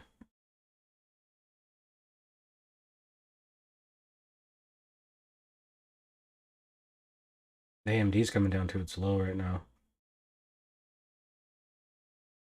Don't think I'm not watching it. If it comes down too far, I'll just drop it. I'll close out the bot.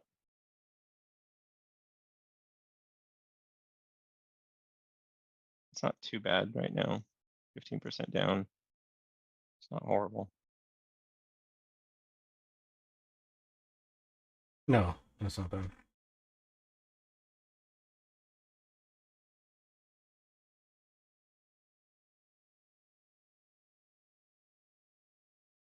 Right as I say that, of course, it drops a little bit more.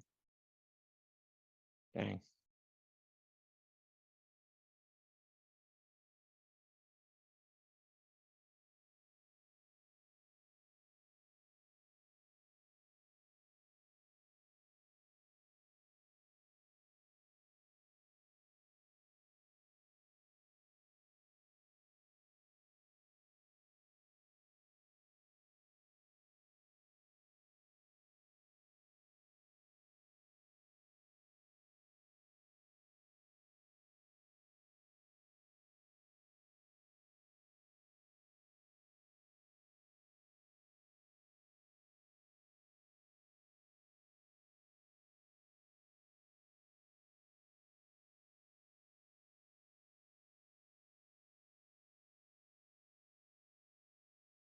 Fred, do we have a poor low now or no? Or you can see Yeah, yeah, we have a poor low. what's it telling you? Is it telling you that we should come down and grab liquidity below it, or what is that? Nothing definite, but you know. On Don't we a have a poor low and a poor high? on a day like today, yeah, we do have a poor low and a poor high. On a day like today, what it's telling me is that there's no supply. Because if there was supply, we would fill the gap. But basically, every time it comes close to the low, shorts start covering and the market comes back to the mean. I know it's a very tight range today, but that's kind of what that tells me. So really, like, if you're gonna get short, and I only took one short, and it was just like scalp to the open from the 61. But if you're gonna get short and you get close, if you get, you know, below this B low and don't get continuation, if it gets back above that B low, you've got to be out of the way. Yeah. Now you're saying there's a poor high too. How many ticks do you have to? Let me see something there. 2 ticks. Yeah, I guess. Yeah, okay, 2 ticks. Because I'm on a 2. This is on a. Yeah, I'm on a 2 Yeah, tick. I'm on yours. Whatever you have. Yeah, I'm on a 2 tick increment. Yeah. This fucking thing. Chart. Okay, chart value. Yeah, so I got Buyers are getting 60. stuck right Yeah, here at 55. Buyers are stuck on 55.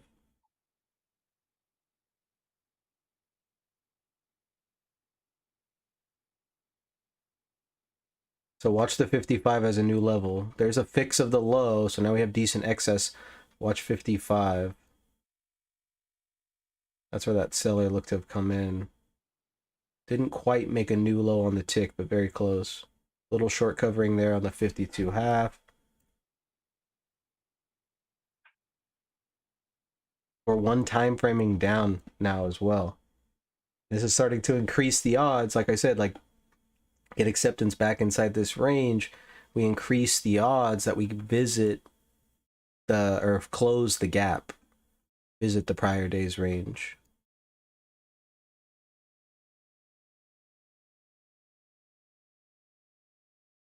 So basically, if it doesn't get continuation, but it doesn't rally outside of the Globex range, you can probably short it or fade it against the high.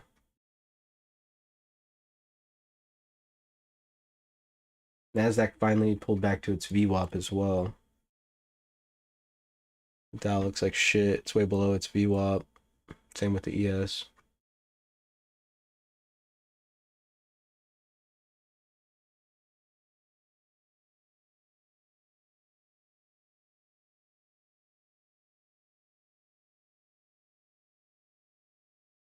Volume starting to come back in. This is where the shorts covered originally. Let's see if they keep selling.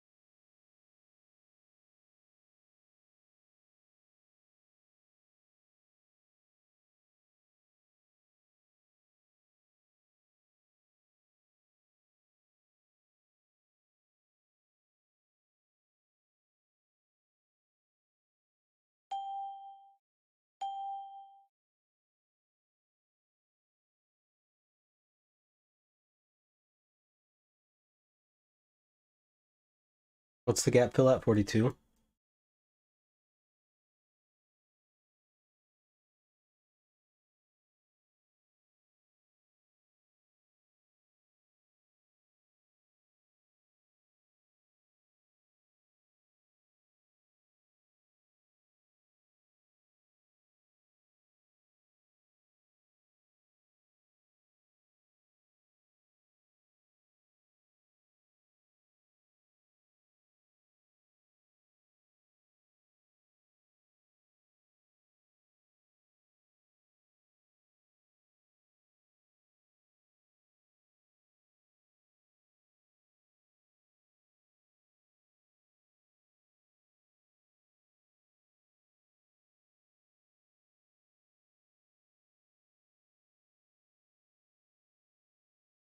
Bitcoin's taking a nice big shit.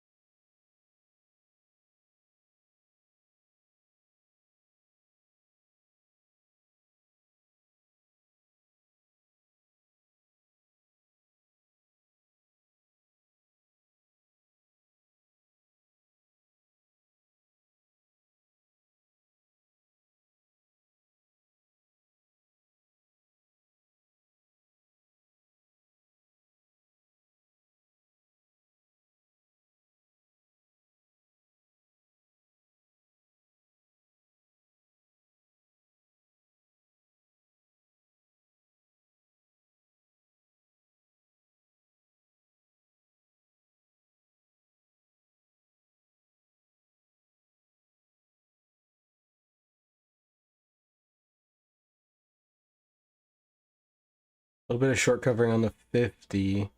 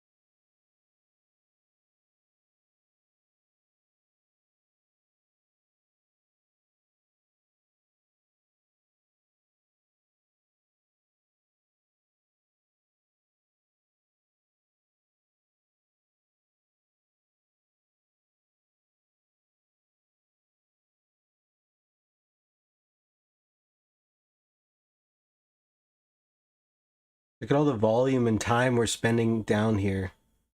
D period opens up with some single prints above.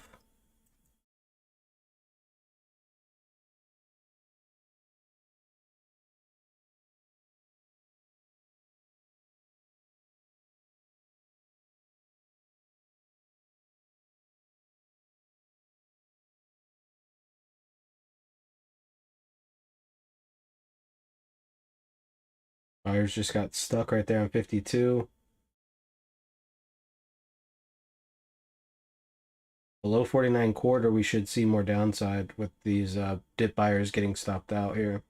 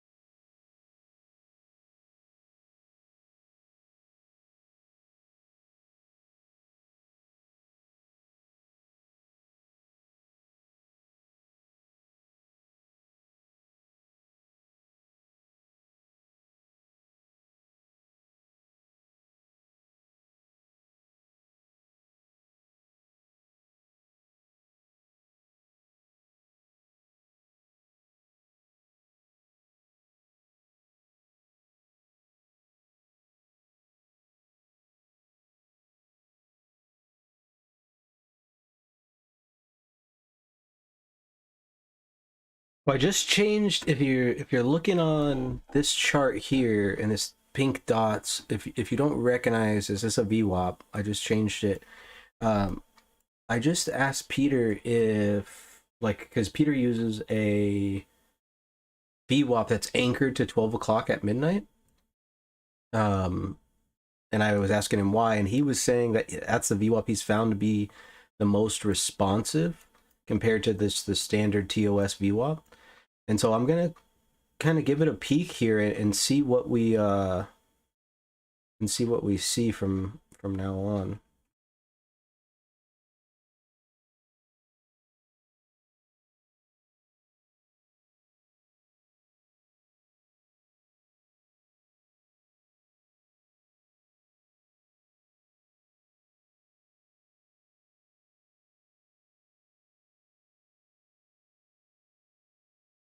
Watch the tick. Remember what we said, if the tick doesn't get above, what do we say, 700? That's what we're looking for to confirm some strength. Until then, you know, just looks weak.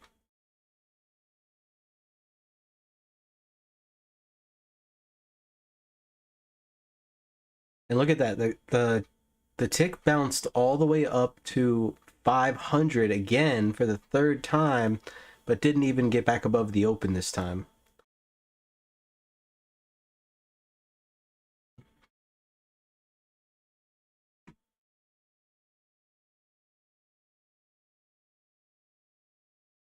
Who's getting beat up in tech?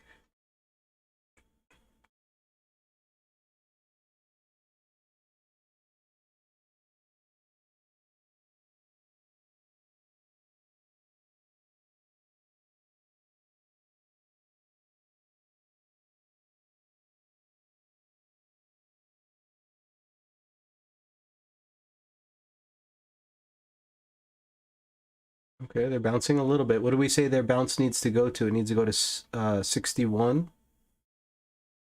But what was that big level? 55, it says.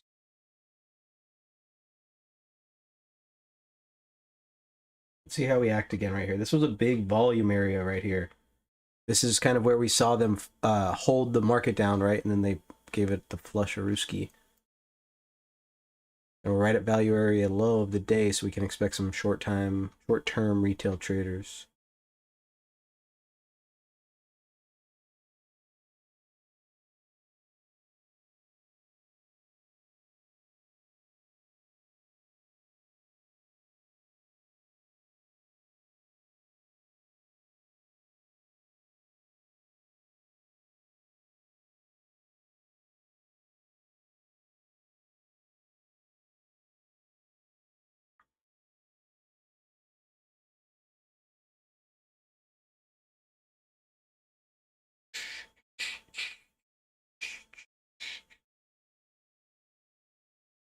Buyers trying to lift the offer here, struggling a little bit.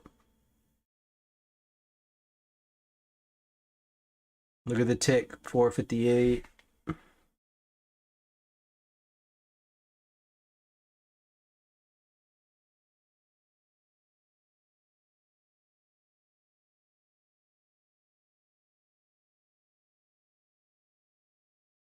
And this is actually perfect for our options, for those people that are in those options plays, because right now Theta is doing our bidding and just killing premium inside the plays, which is exactly what we were looking for. We'd like to see some upside continuation for Amazon, but energy coming down. Energy might be, it plays up 33%. I only got one option though, because I was going to build into it. It's not till February.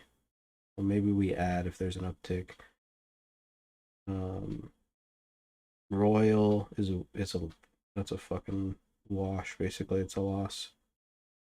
And then Wells Fargo, I think we're still good to hold. We've got bank earnings this week. Maybe they'll get fucking smashed. Oh, bank earnings are not going to be, well, they're not supposed to be bad. I don't know what they're actually going to be. Let's see if we can find our earnings calendar. Yeah, I seen where Wells Fargo said they weren't doing mortgages anymore or something. Yeah, well, because of what happened during COVID. They were opening up mortgages and shit for people without even asking them.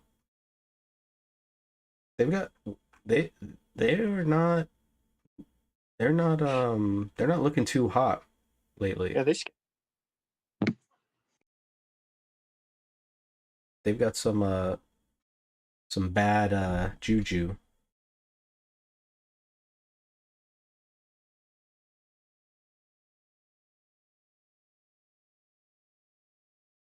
Let's look it up. Earnings for Wells Fargo is the 13th, so Friday. Ooh, spooky. I'm gonna hold it then if it's on Friday.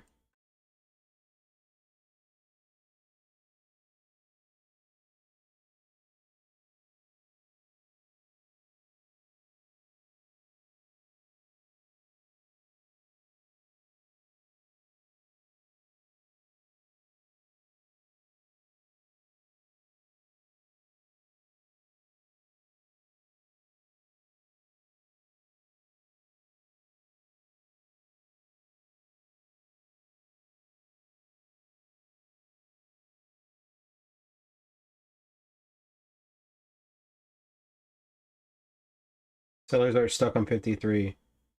Watch this 55. If buyers can really lift, I mean, we're seeing the same thing we saw last time. But if buyers can really lift, we can catch a little run here. And their target would be back above that 61. A little bit of selling here at the C half back of the day, right front run of the open. Pretty decent response there. Remember, sellers are stuck on 53.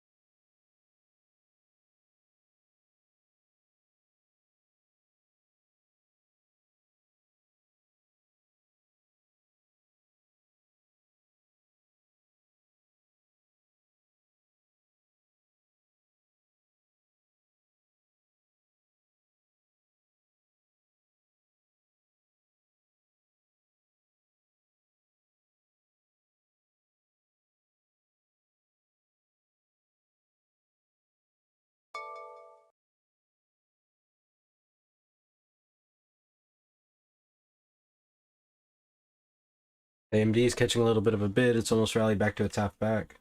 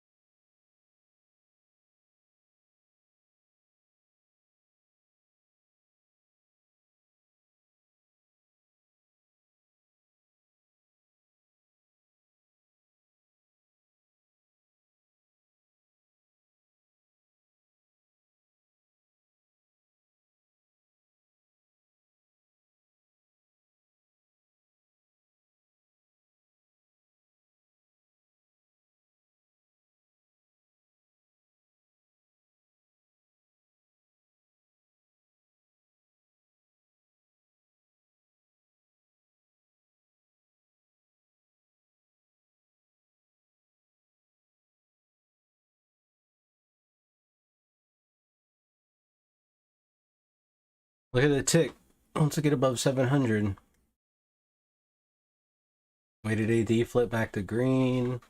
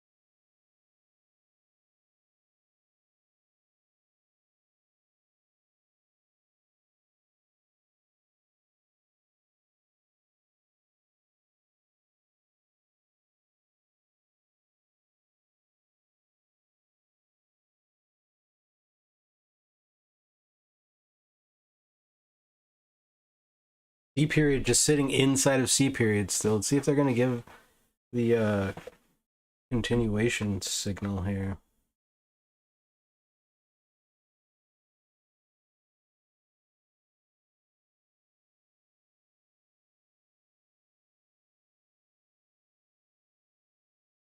Nasdaq's looking pretty strong, trying to get back up to its highs.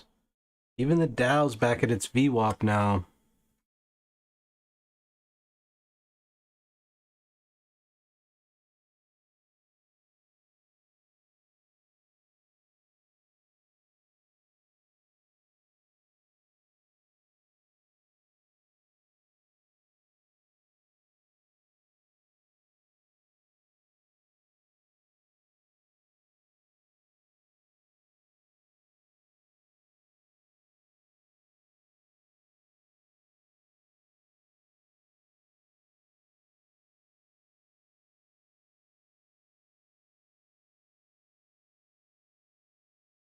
Counts are aligning to the upside.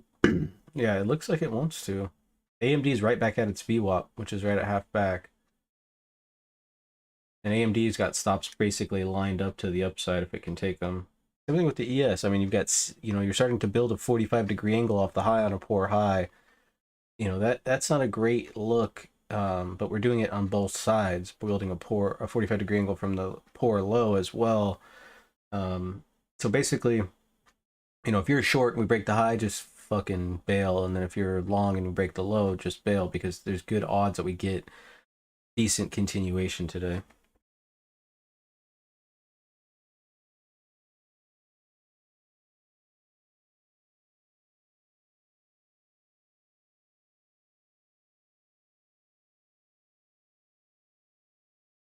Eventually, once it breaks, you know what I mean? Like, you might have to wait patiently all fucking day, but...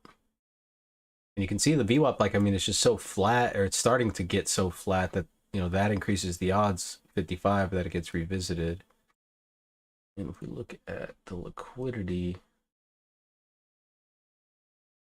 it looks like it's starting to kind of build up above.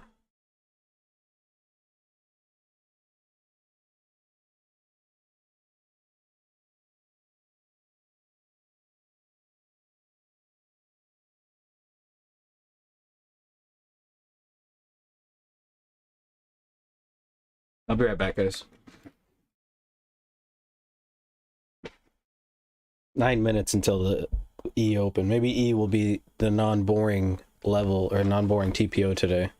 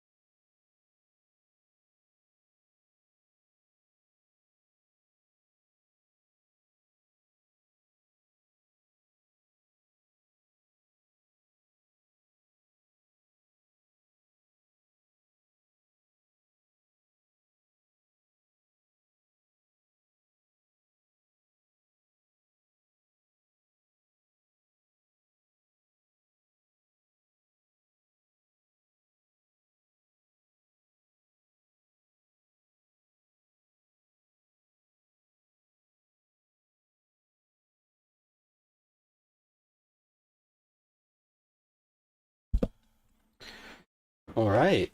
Look at you guys. Didn't sell it off while I was gone.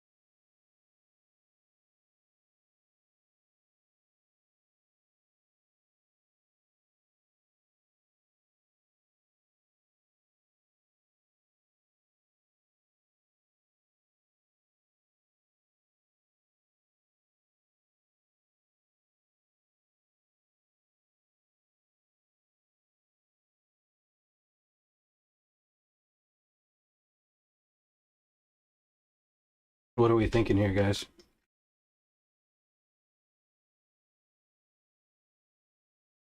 I don't Just see wait, much of just that. wait for Go ahead. I was just thinking there's just not much to make of anything. Just trying to.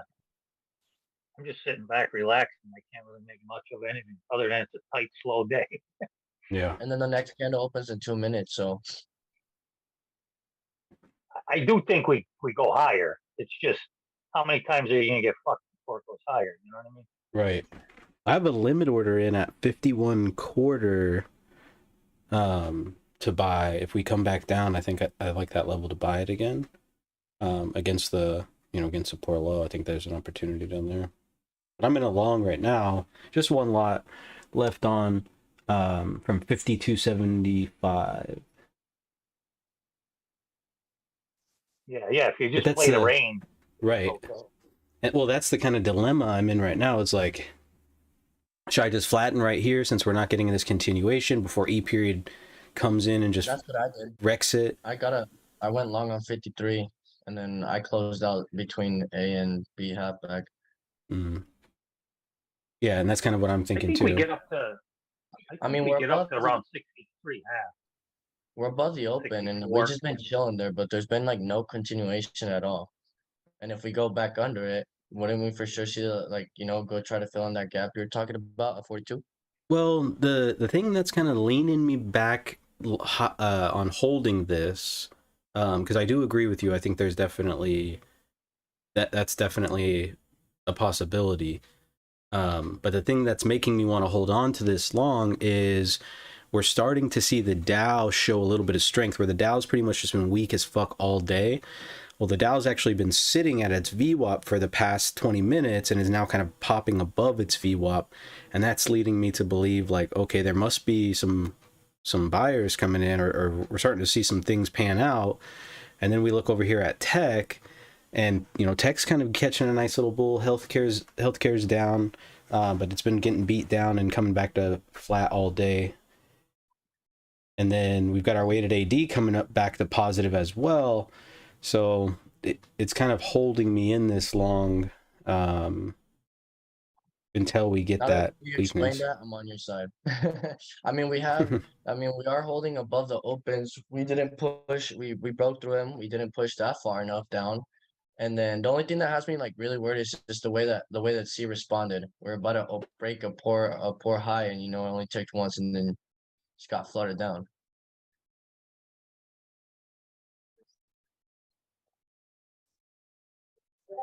If you think about it, the profile looks really similar to yesterday's profile. It's just like, not as expanded, obviously, but like we've got an initial balance high over here. We have initial balance high was that B period. C period takes the low. You got a pullback in E, pullback in F, and then the market traded up for the rest of the day, finishing up above initial balance high. So you wonder, maybe Well, E price period did open opens pretty up. high right now. Yeah. And the TPO did open up there too, so maybe.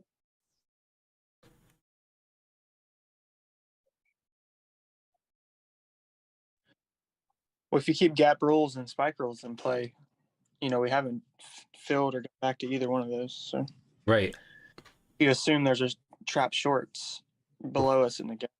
Exactly. And that's what we were talking about earlier, like how it's hard to really be convinced of a short until they are able to close that gap. Wait, what gap are you talking about? The spike gap? I don't know what you're talking about. The gap from yesterday. So from yesterday's high to today's low. We opened on a gap today and we never filled it. Yesterday's high to today's low. There's that 63, Roach. That's what you're looking for, right? Yeah, I thought we'd get at least up to there. We may go higher, but until it proves itself, I don't know if I hold in. Oh, we're going to 70. Might look. Yeah, it looks like it wants to go high. It looks like it wants to go. I'd watch. Do you think they'll backfill if the sellers are too strong before they hit 70 or no? I don't think so. No. So yeah, if sellers are strong, I don't think it'll get above 73 quarter. But if there's enough stops built up, like we were saying, like I think they have to build up the inventory, whether they want to move it up or down. I honestly, I'm very lightly trading today because I just don't know, and we're in such a tight range that you're not really going to have a lot of volatility to try to dig yourself out of a hole. You're going to basically just be fucked if you just lose over and over. Yeah, if you get on the wrong side. Yeah, you're gonna be fucked. And so I think with all this volume up here, to me, it's showing acceptance. We didn't close the gap, trap shorts, but I think they need this because every time we've been up here, and once again today, we've ran out of buyers. So we've ran out of inventory up here. And so we need to basically build it up ourselves. I mean, and I'm speaking like from like a market Market standard. like a Yeah, like market us people, perspective. our Yeah, traders. exactly. What do you mean, you people?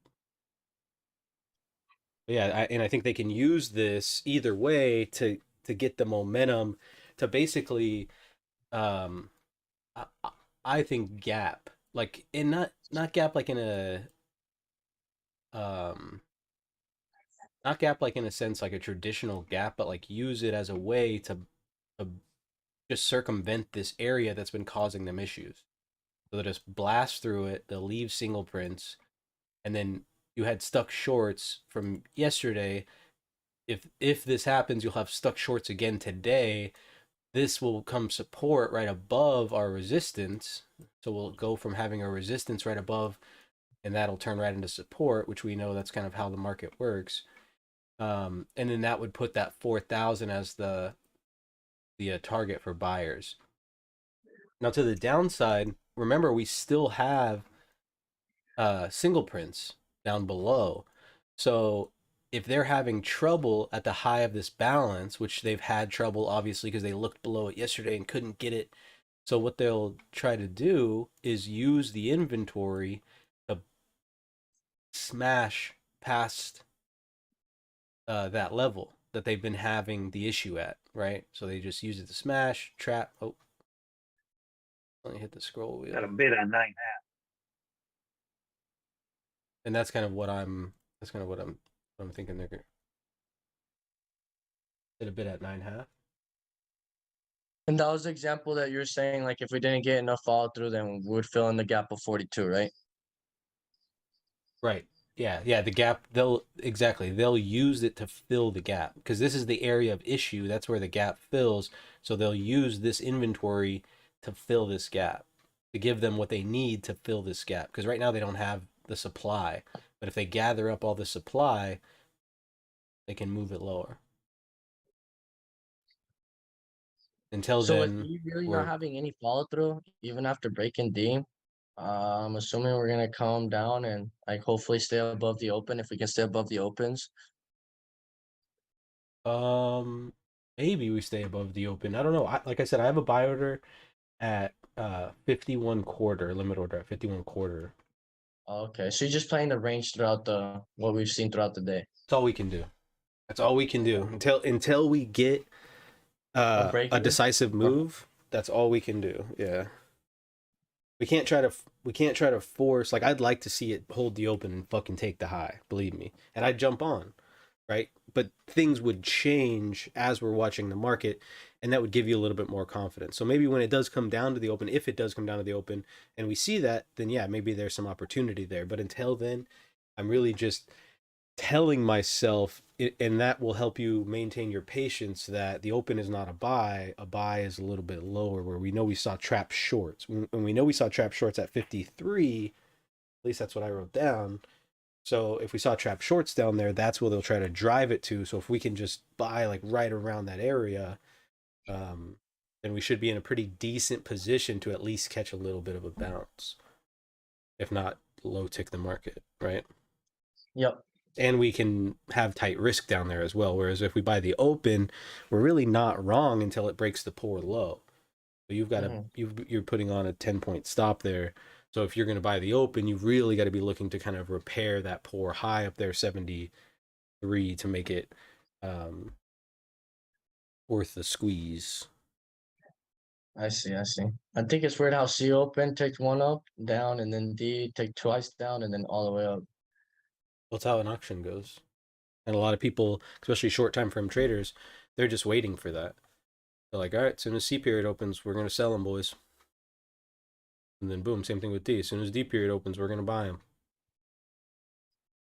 And then it causes like somebody buys there or somebody sells there. And then because we only have short time frame traders in the market today, that is telling you it's the herd mentality, as Jim Dalton calls it. So they're just going to go with the herd. So whichever way. And here's an interesting thing with E period. You looked up a little bit, and now we're looking back down below. So there's kind of even little tug of war going on in E. But with that, you're kind of, you just need to recognize that and then just play with them. So if they're going to go lower than the E open, then really we don't want to get long until we get above that E open, right? I mean, the open itself is holding for now, especially, but it's a little bit mechanical. But it's looking Nasdaq's kind of just holding on here. I don't know. It's looking good still. I think you're probably decent right here from like this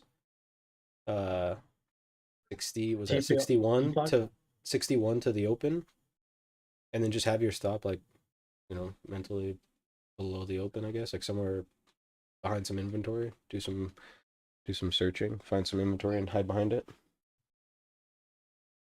Hmm. Like there's inventory down at 55. Could use like a Coming back from vacation makes me look at the trading from a different perspective. I used to be so impatient before when I left, and now I just try to mostly just look at what's going on instead of trying to waste money. Yep. I mean that can that can really kind of put you over the edge too, because patience really is one of the hardest skills to develop if you're not already a patient person, and Hmm. it's a requirement for trading. Yeah, patience and discipline. Discipline. That's one of the biggest things I'm working on right now. It's just being patient and just waiting. And if I miss a trade, oh well, there will always be another trade to be traded. Right. There's always another one. Yep.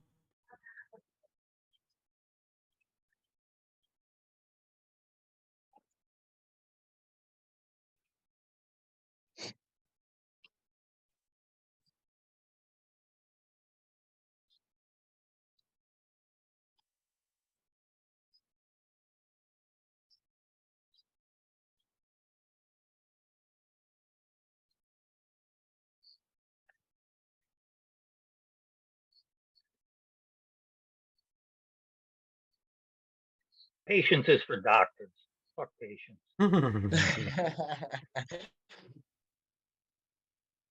We're traders.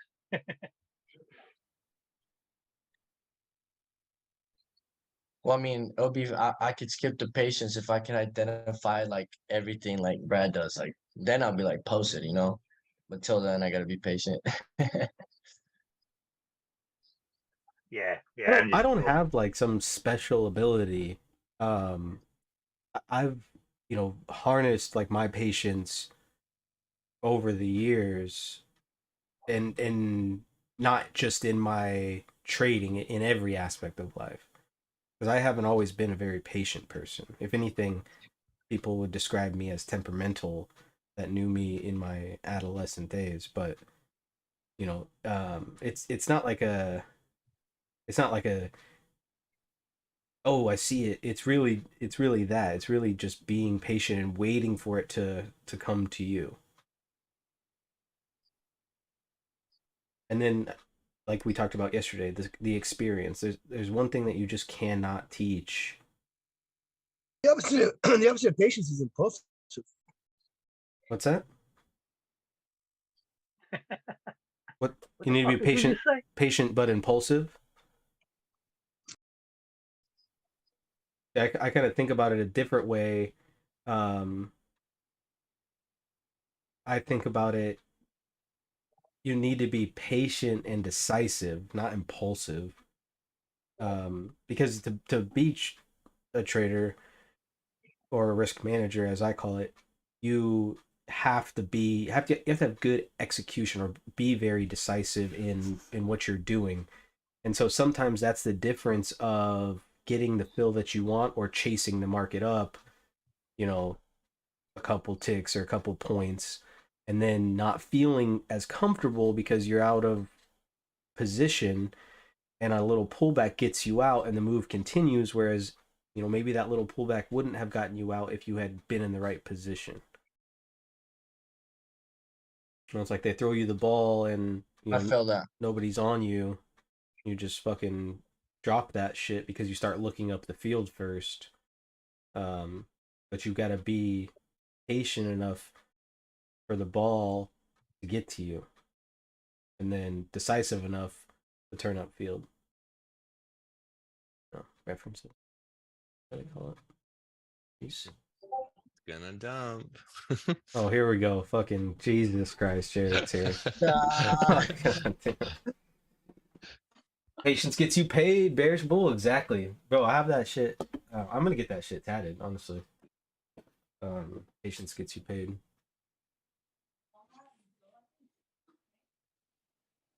Now you just said you're getting tatted. I literally got tatted the day I left Costa Rica. Oh, The nice. airport ride sucked ass. What'd you get? I got my chest done. Oh, nice. One of my friends that I ended up growing up with over there ended up becoming an artist and stuff like that. And he's been tattooing for like the last 4 years. So he just gave me a free tat. Oh, that's dope. Yeah, I have a lot of free tattoos. It's a tat of. They're not always the best, but Well, you what can't happened, beat boss? free. Oh yeah, free tats are the best. Yeah. They get too expensive sometimes.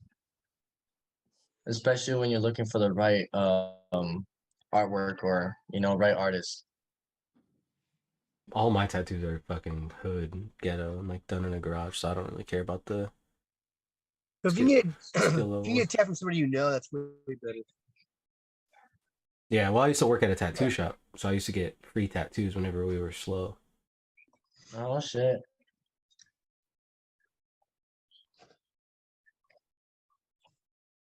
And I wish I then could get a free removal.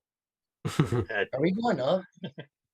We've like been one time framing ticking up, or however you say it. One time framing up. Yep. That's what I was looking for. Thank you, Jay. I was just waiting for Jared to get short so I could fucking take his lunch money. He's like, "Oh, we're going down." I'm like, "All right, bitch." Fine, fine. Give it up, Jared. This is the only time I can bully Jared because real life he's too big to bully. And video games. And video games, yeah.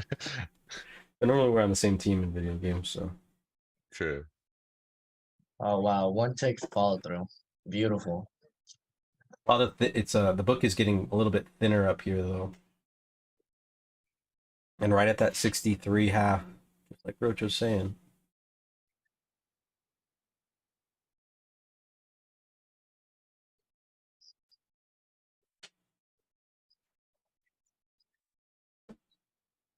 I'll do it again.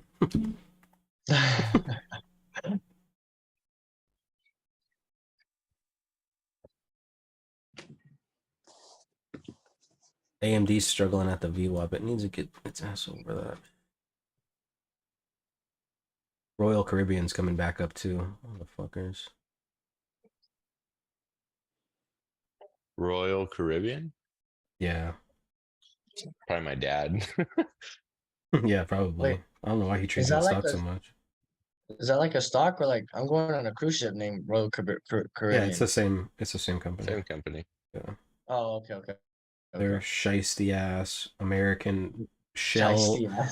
They're like a shell. All the cruise lines are like shell owned by Americans because they don't have to pay taxes, and then they got bailed by out. other countries, so they don't have to, and they use slave labor too. Yeah, and that's true. Yeah. My dad was cracking out, dude, during like COVID. Their stock was like we at an bailed. all-time. high, and he's just like, they haven't even boarded one person on any of their boats in like 2 years. They fly flags by the country saying we bailed them out during the bailout. Yeah, we did bail them out during COVID and other times as It's well. fucked up. Yeah, I think so too, Dr. BJ. I think so too. That's kind of what we've been gathering.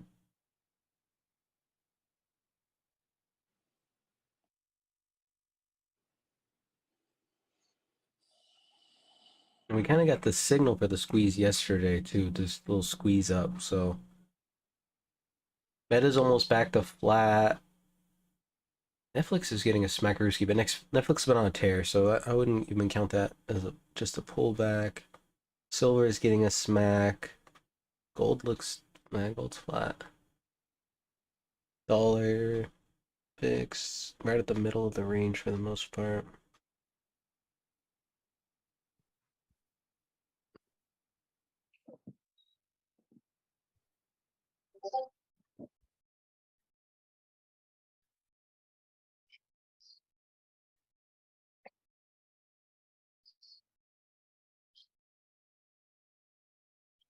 So something to notice right here, as we're at this like 62, 63, there's a lot of lifting here. A lot of buyers lifting the offer, right?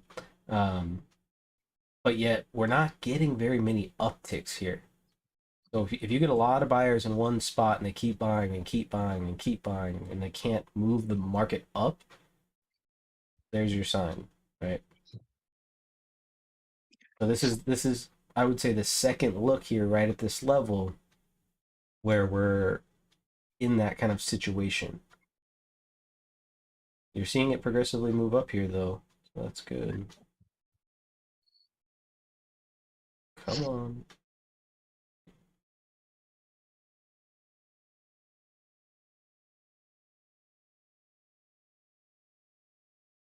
Roach, if you look at the book right now, what it looks like they're doing is they're pre-filling.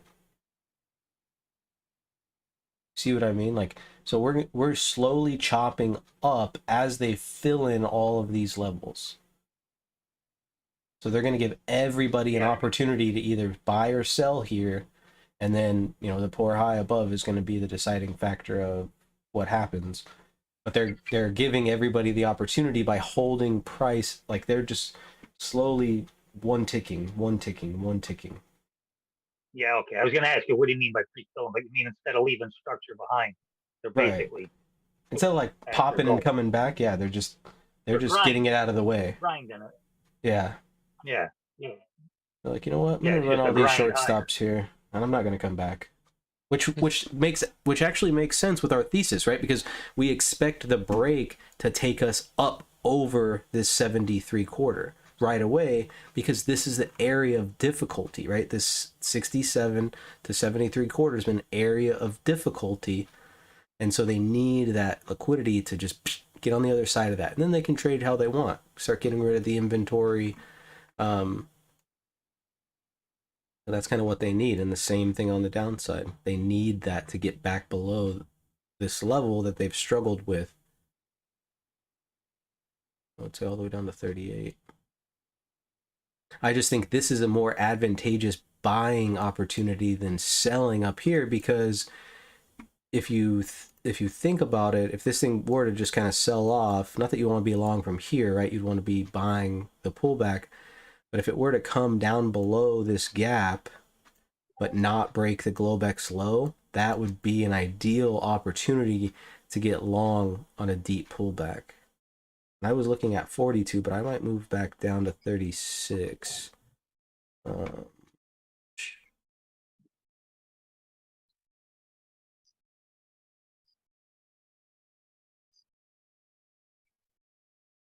Yeah, I think that's what I'll do.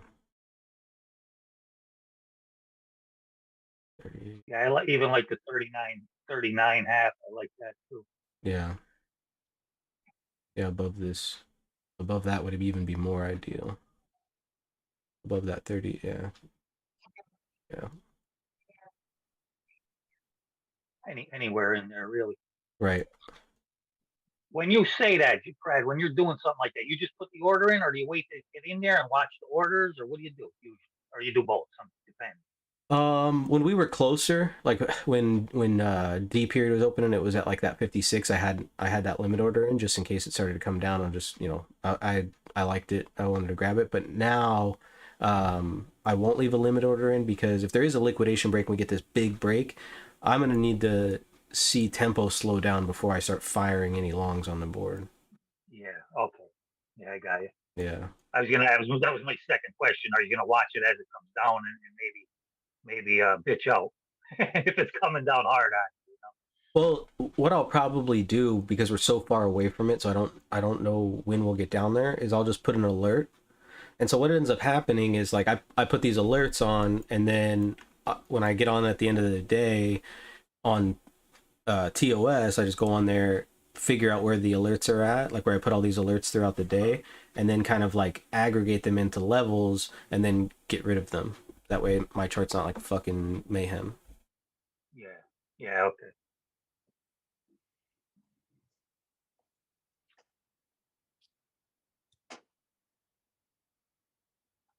Jared's like, shit, average in.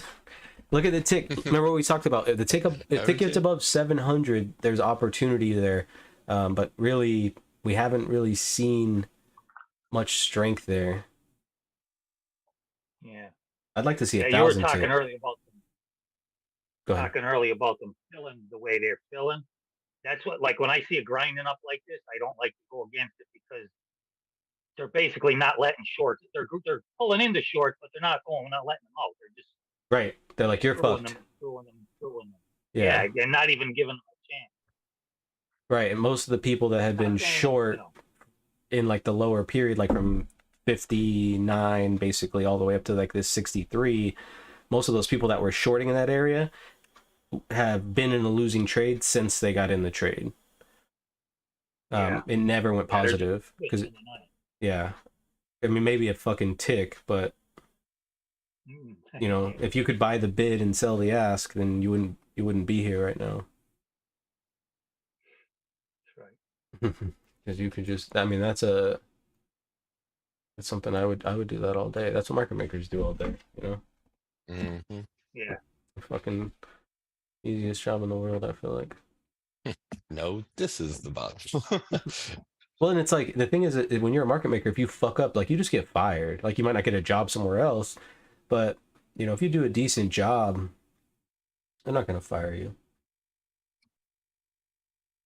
A lot of these companies are so inflated when it comes to money that they don't even fucking know the difference between one of their players making the market on the ES and another player making the market in the Japanese yen. Like they're a lot of these companies I think are fucking lost right now. Just like JP Morgan saying that the market's going to go down 3%. Like such a bitch statement because of who they are. Right? They're like, if the market goes up, then they'll be like, oh, look, we made a bunch of profit. But if the market goes down 3%, they're like, well, we told you it was going to go down. So that's pussy shit, especially from a huge company like that. Like if you want to make a bold statement, say, hey, because of CPI, the market's going to go down 3% if it comes in hot, and then put out a statement tomorrow that says, well, it wasn't that hot. If it doesn't go down, I don't know what's going to happen if it's going to go up or down, but like that's bitch shit. They're like weathermen. Well, no, because weathermen deal with probabilities, and it's their job. But JP Morgan has put out a press release about it, like they made it definitive, so everybody knows that they're thinking if CPI comes in hot, the market's going to go down 3%. Yeah. Yeah, they're probably doing it for a reason. Yeah, they're probably fucking they're probably long as fuck. Yeah. People saw that last jobs number this week and they're like, oh, that shit's going to be high for sure. We already knew it was going to be high because the White House prepped us last Friday. They talked about it. And as soon as they talk about it, we already know. that whatever way that the market was expecting it to come in, it's not. because you know, unfortunately, winning the presidency does have a lot to do with the stock market, which has to do with the economy per se, but they're not direct reflections of each other. Which all has to come down to how corrupt are they? I don't know. Either way. Black hole. Dude, what? No. Kanye. I can't believe how many people like are like coming out anti-Semites. Like famous people, rich people. It's surprising. It's all because of that Weinstein. Well, another Jewish guy, one of Trump's guys, just got indicted yesterday. Like he laundered a bunch of money for 5 years, and he's gonna spend 5 months in jail or something, playing tennis and That's bocce ball crazy. every day. Well, aren't the Jews responsible for all the bad? I mean, It depends who you ask. yeah. Yeah, no, I'm kidding. But they get blamed for everything. My father blamed them for everything. That's the Jews. How come this costs so much? The Jews. Old school Italian right there, probably. Yeah. He was he was right though about my aunt used to sit. I don't know, I was real young. She'd sit there and she'd watch a TV show, and after you see the credits come up because they run the TV, she'd sit there and go, Jew, Jew, Jew, all the names. You know what I mean? What's this guy's about? Jew. Brad, since they didn't break, are they gonna backfill? Yes. Yeah. All right. I took that short. I just trying to figure out when I'm gonna get out. Well, watch the E open because we know that's kind of the open of every bar has been kind of the LIS. Well, I'm finna take my points right now. AM patience. Oh, nice. He said, could be that the high for the week is put in today while everyone waits tomorrow and misses the move. Maybe, yeah, could be. I mean, we're having two poor highs. Line in sand. The line in the sand. The two poor highs right in a row like that. There's decent odds that they need to get fixed, even if the market is going to continue lower. But because we're in a downtrend longer term, you know, they don't necessarily have to get fixed. So like when you have weak references, like we have a weak reference below the E low, right, which is the open. It also happens to be right off the point of control and basically right off a halfback, which is why I don't think you guys should be shorting. But because that's showing us that shorter time frame traders weren't strong. We'll see what happens, right? We have another weak reference above, but the odds of getting repaired is higher for the lower reference technically because we are in an overall downtrend. Even though, like if you look on the daily, right, we're catching a decent little bounce, but overall, you know, the downtrend is continuing still. 200 moving average. Oh, 200 moving average is moving down here a little bit. 39.76, just above that previous poor high. What are the odds? Just sitting up here like, you will never get this. Well,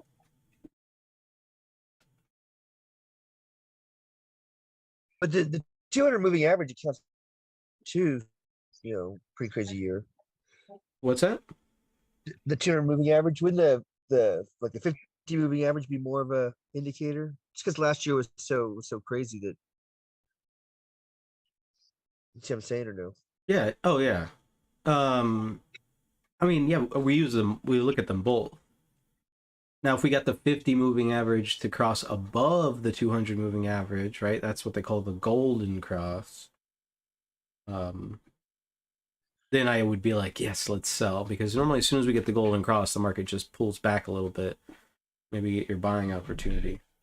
But you remember yesterday we talked about like if tech still has area to come down, and it was to come down 20%, and the market was to come down only a piece of that because of really just tech getting hammered, but the rest of the sectors, can do okay, we could, easily get a pullback to the like 3,600 range, and then test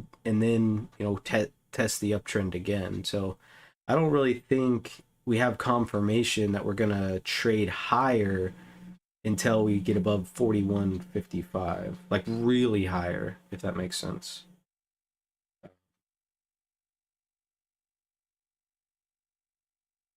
Yeah, AM, of course. Of course. Glad I can help.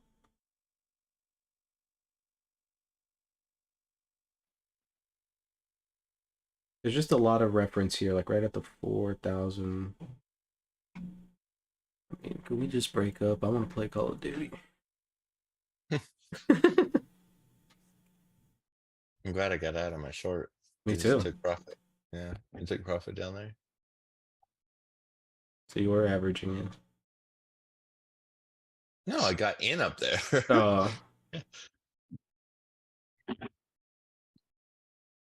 It was hard to get out of because, like, the second I clicked, I never saw red. So I was like, I only was in it for a quick point. I already knew this thing was probably gonna go up. I mean, Teapot has just been holding. Like, haven't we just been going up? Like, how do you say it again, Jared? You said it for me a couple minutes ago. one time framing up. Yup. I mean, I still think there's a chance it goes down, but I it's mean, not after looking getting good right the now. A failed, B failed, C failed, D, E, and now we're in F. I don't know who's selling up there, but they big boss apparently. No, so remember how a poor high can be formed. A poor high doesn't necessarily mean that there's selling. It can mean that there's a lack of buying. So like remember the market auctions higher to shut buying off. And when we see a poor high, oftentimes, especially because there's only 97 contracts traded on that high tick, we can assume that that is just a lack of buying, not necessarily a seller absorbing or like holding price below, more or less lack of initiating buying, people that are being aggressive and wanting to pick the market up. But I already said that we're going to go to 75, so I'll have to be a man of my word. I'll initiate the buys for us and force us up there. I bet. Yeah, we got there's 62 to get any downside. That's where the Don't shorts. do it, Brad. Don't do it. No, I'm telling you, dude. I actually mean what I say. It looks like it's just looking weak up here. I feel like it could drop. Don't make me feel guilty for going out of my short, all right? Nah. Should have took profit and then got back in. You guys are so I Same funny. did trade. take profit, but I didn't get back in. Same trade. Jared's buying me lunch today. Cheers. So Dr. BJ, a poor high, you said go over a poor / weak high. Yeah, so a poor high is any high or low of the session that's within 2 ticks. So I have the 2 ticks here, 2 ticks there. A weak high would be a mechanical high, so like an FE high. They're at the same level. They're at the same level as C. C's at the same level as B. So all of these levels are mechanical. There's actually even better odds. Well, I don't know about even better odds, but there's good odds that this thing trades up through this and doesn't. If it doesn't get to 73, that's the fade. And that's what I'd be waiting on if I was a seller. If it doesn't get above that 73, there's a fade easy back down to the 60. But a poor high is more of the lack of buying, whereas a weak high would be a mechanical reference that would make the spot more likely to be fixed, if that makes sense. People are using them in a mixed fashion. Yeah, people are kind of confused. Taken so out. right now, So, this yeah, is the weak high that we're looking at.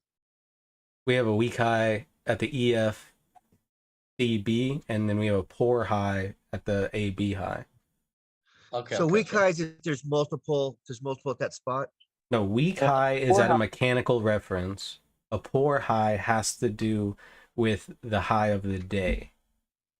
So Yeah, you're not going to get your a high today is the poor high. right. A weak high where in the profile. Now I'm confused. Now I'm confused. All right. So a poor high, right, has to do with only the high of the day, right? Not these levels here, only the high of the day. So the poor high only has to do, in this case, with this BA period. Whereas a weak high, we're about to watch Jared buy my lunch. A weak high, absorption on the top right there, actually, on that 65.50, 200 contracts tried to lift and they didn't get going.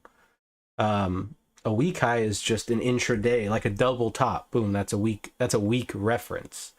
The only but you wouldn't say, oh, we have a weak high today. You would say we have a poor EF high. Or we have a weak EF high, but we have a poor high for the day. So poor high, poor low only has to reference the high and the low of the day, whereas a weak high is just really any mechanical reference. Like right now we have a weak E low because it's mechanical off of the open. So should we trade down lower? And that's not saying, okay, it's weak, that we're going to break it. Let's get short right here. What that's It's weak on the saying sell is side. that if we trade below the E low, there's good odds that we trade below the or if we trade below the E open, there's good odds we trade below the E low, in my estimation.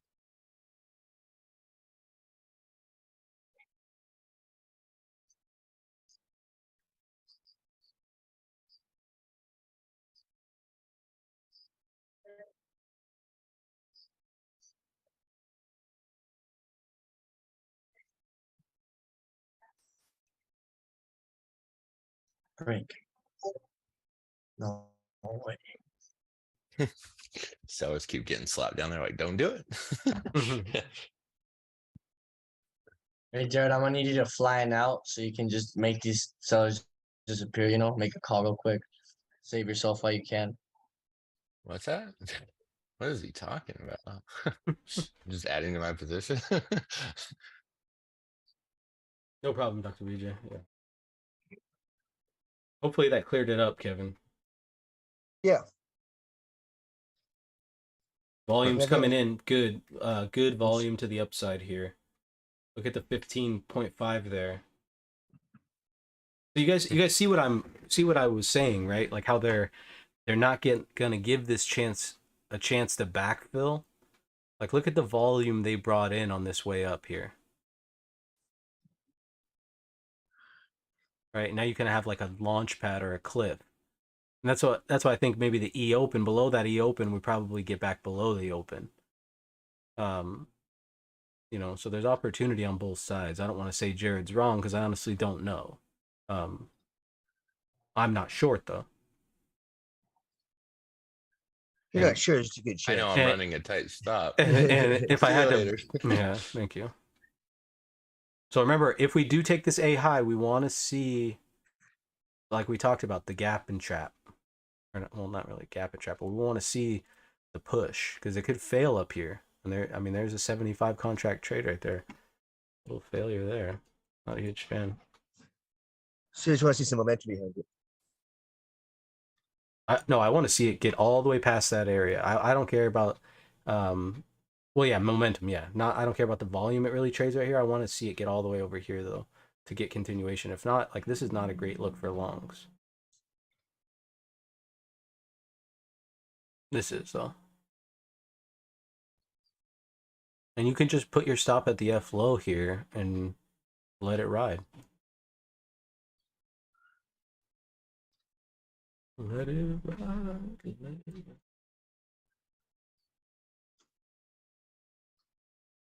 Whoa. I think it's lobster today for lunch, Jared. Thank you. We're glad I took a 1-point loss on that. Doesn't matter. Actually, Even it if was McDonald's, a you're still actually, spending, it was a still spending point and a 30 half. bucks. It was Yeah. a 1.5, actually.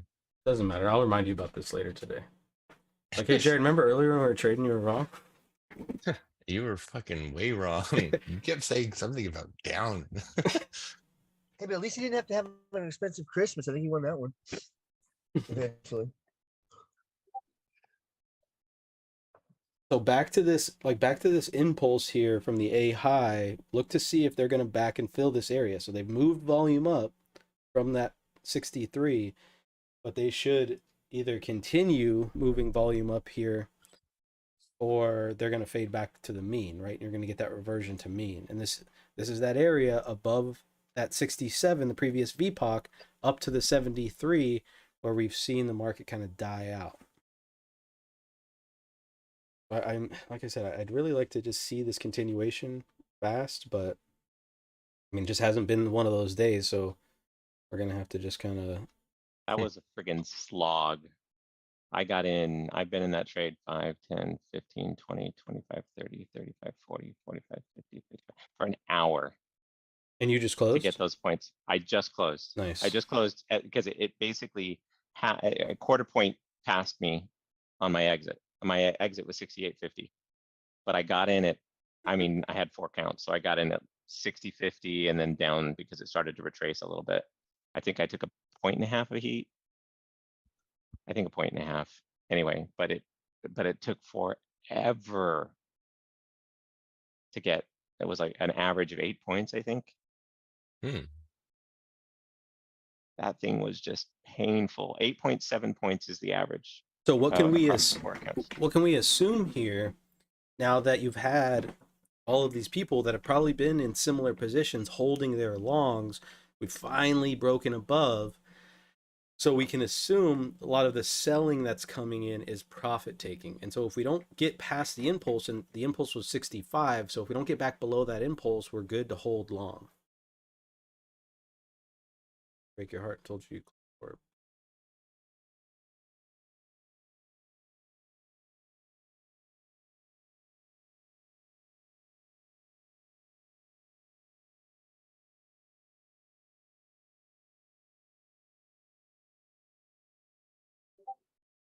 Bot is getting closer to profit.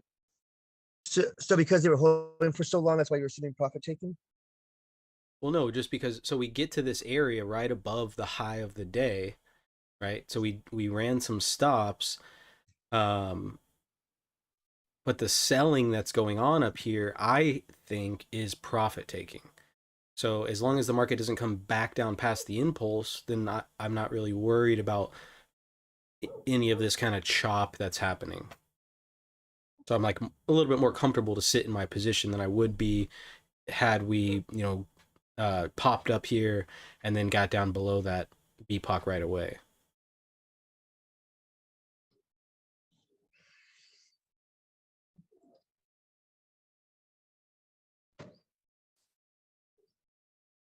$68 short scalp. Damn. Yeah, that is nice. I don't know why you're fucking scalping short. The market's going up though. No, I'm not trying to be rude, but you're fighting the trend, bro. It's a dangerous game to fight the trend. That was part of the reason Oh, why you I got missed the into that. lump. Oh, okay. That was the reason why I kind of got into that one, was because I was looking at it. The counts were showing up. The tick was above 0. Like all the indicators were saying that it feels like it's going to go long. And I initially got in and I just had like 5 points because I got in at 60.50. My takeout was 65.50. But then I was looking at it and it kept just like slogging along. And I'm thinking it's got to take that high, or I'll move my stops up. And I kept my stops pretty tight. I think I had 4, like on one of the accounts was 4, and most of them were like 2, 2.5. But yeah, it was just a slog. But all the indicators were saying up. From my perspective, we're saying up. Well, not all of them, but lots of them. You're right. You're saying slog? Yeah, slog, it's like, I think a slog, when you say slog, it's like walking through mud where it's just really slow. You're not really making huge amounts of progress, but it's like inches toward your goal. I don't think I ever heard that word before. I mean, maybe it might not even be a word. It might be slang. I might be Or just pulling spring. shit out of my ass. Slog. Okay, slog. The meaning, it is slogged through the snow to plod one's way perceivingly, especially against difficulty. That's what it means. Well, I'll be down. I'll start using that. Just quick wins. And Yeah, for today's education lesson, you The guys gonna magic school bus. you guys gonna buy any was it Mega Millions is up at like over $1 billion? oh, it was dude, that shit's rigged. last night. Nobody won. Nobody won. Mm-mm. So it's up again. So it's probably 1.5 billion now. It says Well, that explains why I didn't win. yesterday, 1.35 'cause billion. The drawing is tonight. So I don't think there was a drawing Tonight? yesterday. I think it's Monday, Wednesday, Friday. It said that it was for. Did you buy maybe it isn't. Powerball? I think there's other things No. on Tuesday, but No, it was called Mega Millions. oh yeah, the drawing should be tonight, I think. I think it was last night. According to this, it was last night, but maybe I mean. You have to start calling it Mega Billions. Oh, yeah, you're right. No one won. This one's for Mega Friday, Millions. January. This one's for Friday. No one ever won. So now it's 1.35 billion. Nice. I still feel like that shit is rigged. It is rigged. You feel like I it just is? need it to be rigged in my Oh, yeah. favor. Fuck it, I don't care. I Rigged just or thought not. I thought it was sus because last time it was over 2 billion, they, didn't even do a drawing. And then they're like, oh, technical difficulties due to, some state, not, whatever. They're not gonna let that technical kind of error." money And then just all go of a to sudden, anybody. then they're like, no, then they're like, oh yeah, there was no winner. And then they raised the jackpot. And then all of a sudden they're like, oh wait, no, there was one winner in California, the place where we had the technical difficulty. It's like, what? Remember when they busted the McDonald's Monopoly game? Yeah, the totally Monopoly thing. Oh yeah. rigged? And they Yeah. did it again. They brought the game back. I was like, what? Well, sus. Ooh, strong. Yeah, is that profit taking, Brad? Or is that selling? That's just backing and filling is what it looks like. It's like buyers are stepping up. Hmm.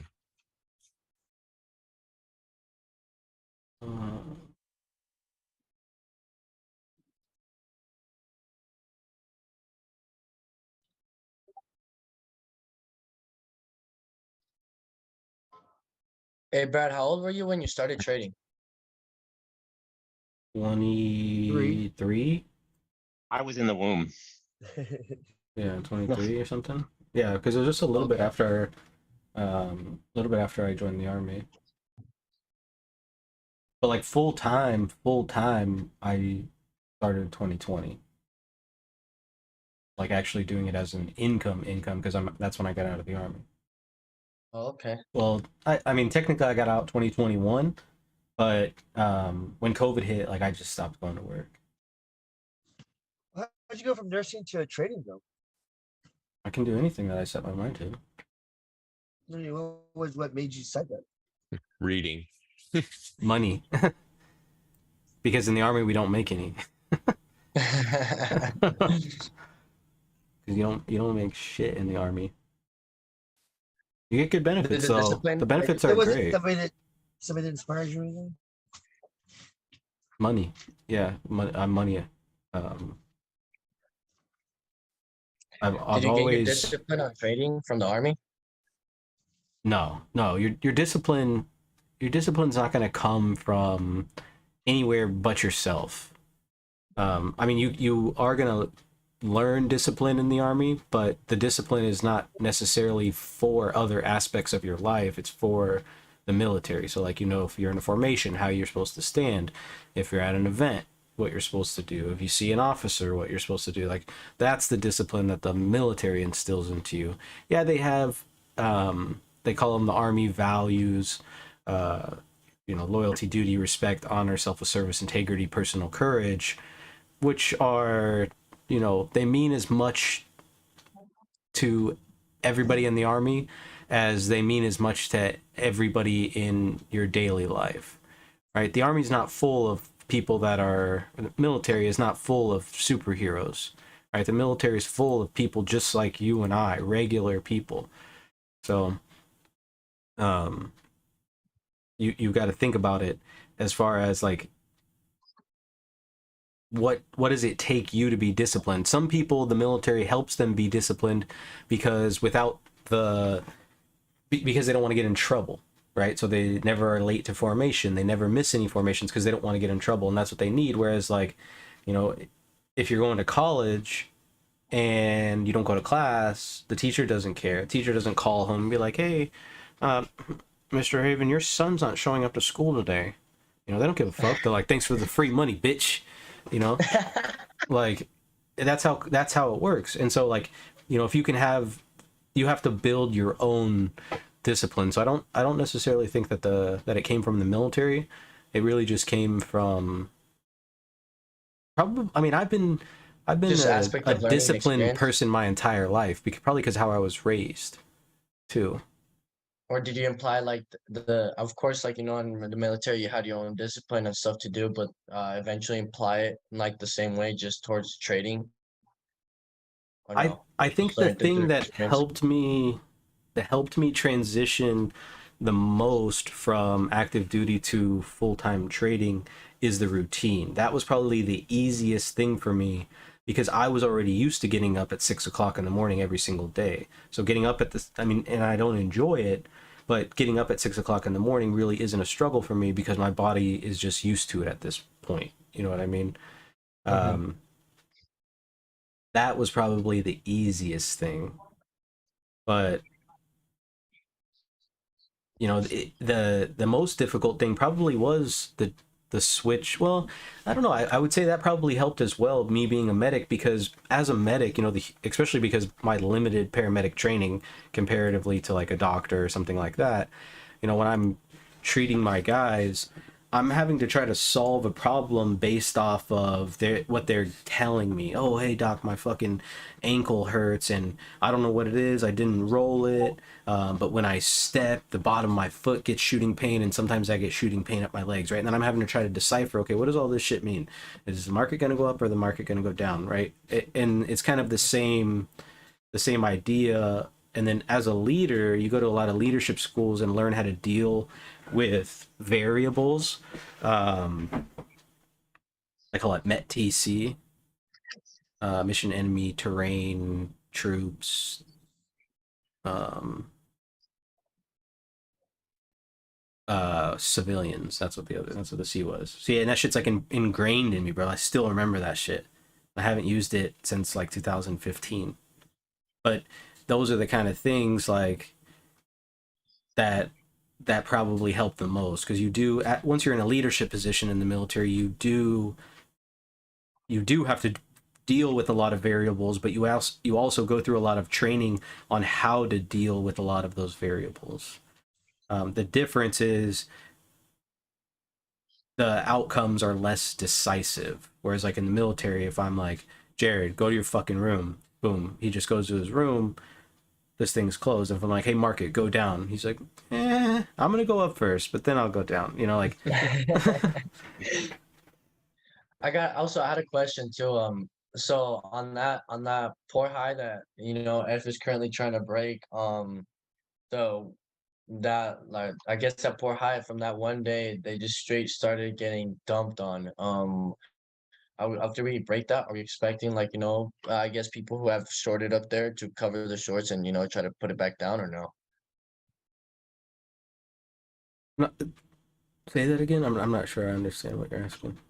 So right now, after they're going for that poor high from, what was that, the yesterday? Right. Yeah, and then you know how D and E and F, you know, after that they try to push up, but then you just got straight like dumped on. After we break that, are we expecting kind of the same thing? Like, for example, for like big players that shorted the top that are trying to keep that short throughout the day, or no? Um, like you're saying, is the F high going to hold to the end of the day? Yeah, no. Like, if F high broke the poor high, would we find more structure towards the upside, or are we gonna, or It, you think we're gonna get slammed down like they did the day before?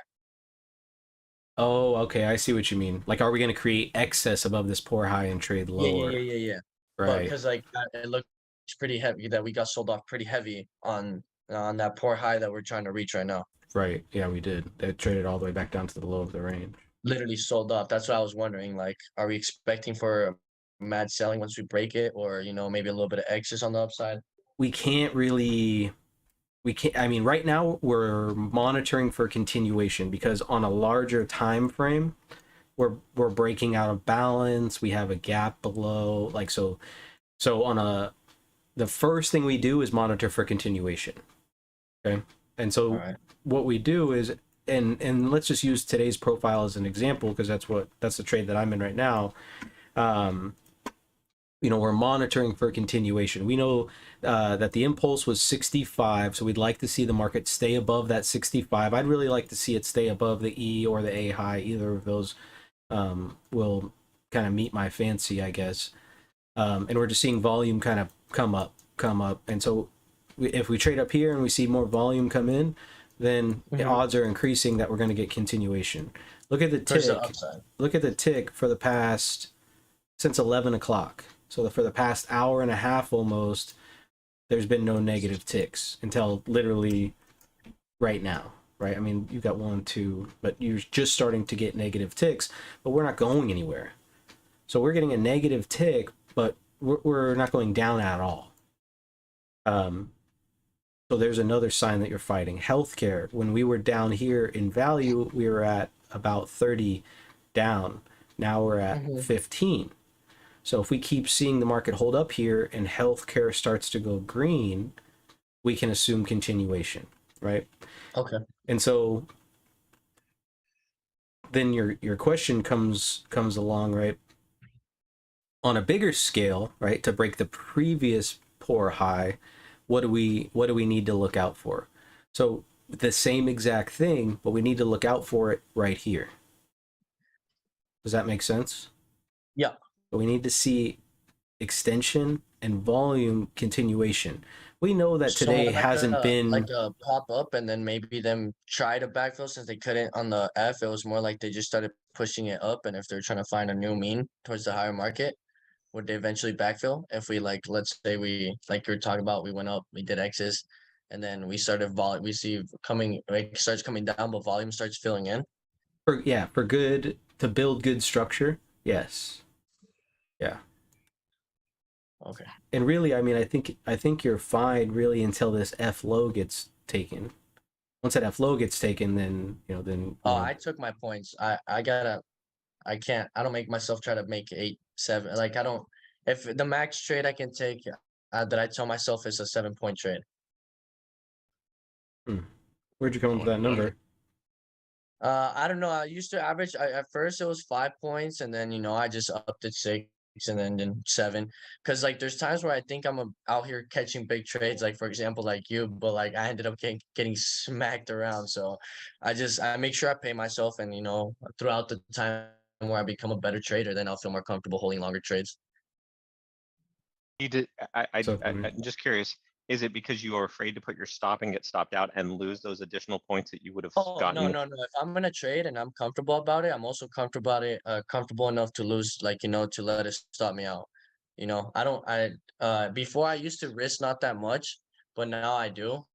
Like if I want a 7-point trade, I risk like 3.5 points or something like that. But before I'd minimize my risk at all, and that's where I kept getting screwed over. So what's the reason for the 7 points? I guess that's the only thing that I'm. Well, it doesn't have to be 7. It could be like 4, 5, 6.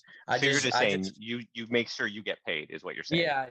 I've been trying to make sure I get myself paid. Like when it comes to like I've hit 10, 15, 17-point trades before, but like I'm not that trader yet. You know what I'm saying? That was just a good day. I'm not that trader yet. So I know I'm that trader when I can sit there and catch, and I'm still young, so I got a lot to learn still. So I'm fine with just getting 5, 6 points. I mean, a trade. Of course, I'll sit there and trade again and try to get another trade, but like I try to limit myself of paying myself like around 6, 7 points, unless like it's about to hit a breakthrough and it breaks through. Yeah, I'll hold it, but I usually don't catch those. I think for the most part, for me, there's two aspects to it. it's the time in the trade, because like that trade that I was in where I got those points, holding a trade for an hour is, I mean, it takes a lot of effing patience. The good part is that I never got to the point where I was actually even within a point of my stop. But of course, you never know. I mean, there's no Mhm. guarantee. If it gets close to your stop, maybe there's no guarantee that it's not going to just pop you out. Yeah. So, but there's that, and then there's also the volatility is how you are thinking it should go, and then how much you're willing to risk of that stop, the difference between where the current price is and the stop, in Mhm. order for you to be able to be either proven right or wrong. And then sometimes even when I'm up on like let's say like I risk 2 points, I'm up 4 points, I'll put my stop at 1 point, but like there's just times where like it will end up stopping me out at 1 point or something like that. So if I'm up 4 points, I'll pay myself 4 points, and then I'll just patiently wait for another trade, get another four. I try to only trade like 3-4 times a day. If I can successfully get those 3-4 trades, I mean, that's fine with me. I'm doing good for myself. Yeah, well, I mean, that's the fact that when you clarified and you said you just want to make sure you get paid, makes perfect Uh-huh. sense. Limiting yourself, I would say this: if you do it right, and I'm not saying about entry or exit or any of that. Uh-huh. I'm just saying if you do it right, like and when I say right, this is what I'm meaning: that you are modest in your entry, meaning that you're like only doing, let's say, one MES contract, just to try and sort of set your nerves. Because honestly, it's about nerves. It's about how, I mean, honestly, because I was actually chatting with Brad and Lincoln in the background, telling him that I made this trade, and Brad was like, "Oh, we can only take a couple of small trades." I thought for sure he was going to say, "You're freaking insane to try and take," when it was like an 8-point trade. You're insane to try and take that kind of a trade, just because it was such a choppy day. But at the same time, it was because I was like, I'm only in one MES trade. Worst case, in of the 4 accounts that I'm in, the most I'm actually where my stop is only 4 points. And that was the key, is that I was like willing to say, I'm going to just run with this and see what happens, because I'm looking at the numbers, and that's what it was showing me. I do when And I do that.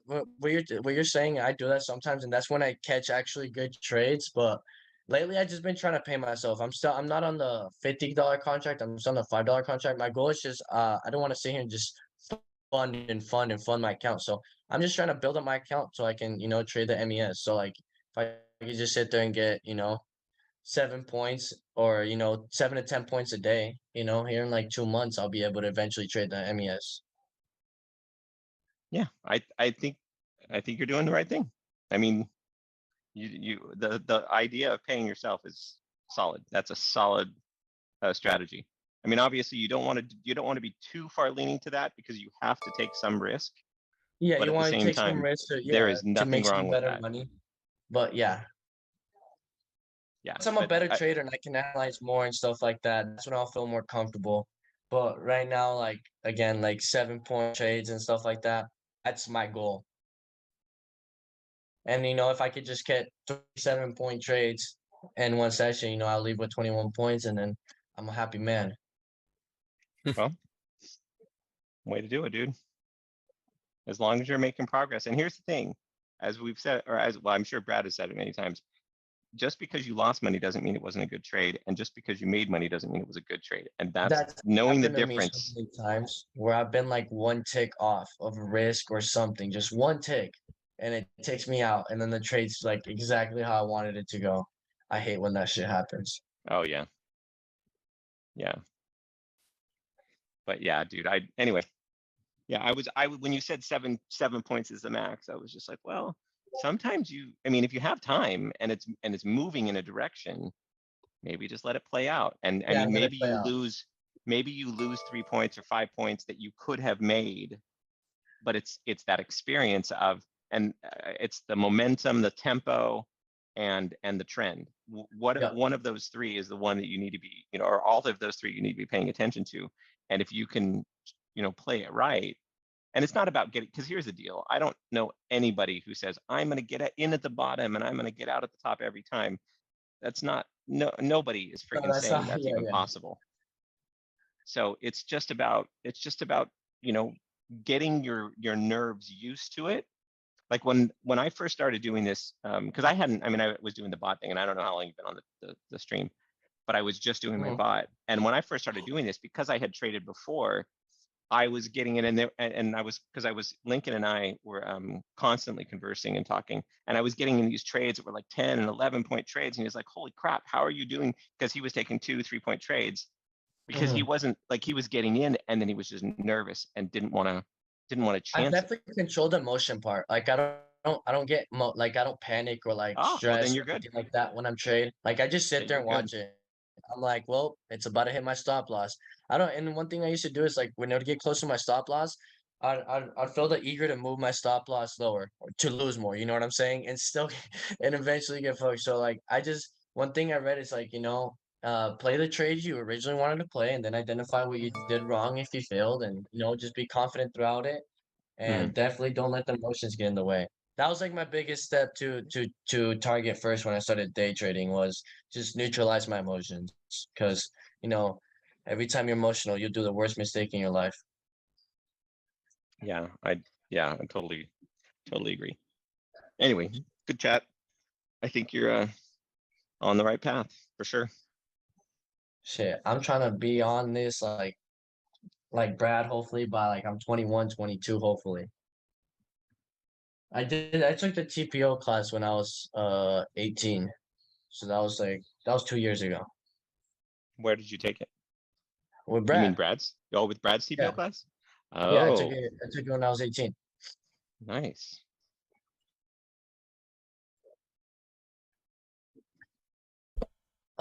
Hey Brad, was it you or Roach that was talking about like that 63 level? Roach was looking at 63 half. Yeah.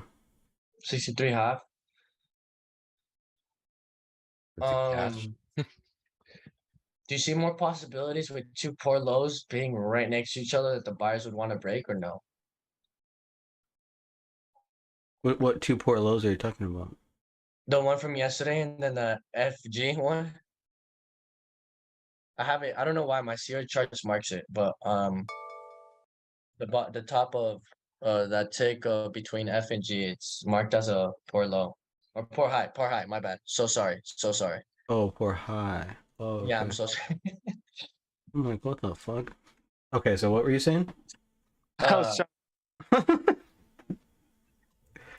no, that's why I was looking at that 63 level, and I don't know why. Oh wait, no, it stopped at 65. But I wanted to get in long for 63 to see if they'd backfill, because you have that poor high on the FG, and then literally like 2, 3 ticks right above it is that previous day high, or yeah, poor high.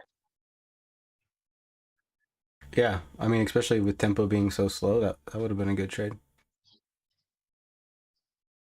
I mean, there's still opportunity here. You got sellers trapped on the 65, so they flush the 65 and can't get past the 63, then you're gonna have your That's what opportunity. I'm waiting for is the 63, because Yeah, right under the 63, 2 ticks after would be T-bar. and that's good that you're waiting. You know what I mean? Because a lot of people would be like, "Fuck, it didn't come down to 60. I'm just gonna jump in," and you'd get filled at 67. Then it'd come down to 63. Then it'd come up to 67, and you'd be just so fucking pissed that you got a shitty fill. You'd just back out. Right? So it's Yeah, really that's a really good. Been there a million times. It's a really good I've had a. sign to know that you should wait. That's It's good. because I've had too many of them alligator days. You know what I'm saying? When the Jaguar comes out and straight finesses my shit. You remind me so much of my little brother. It's so funny.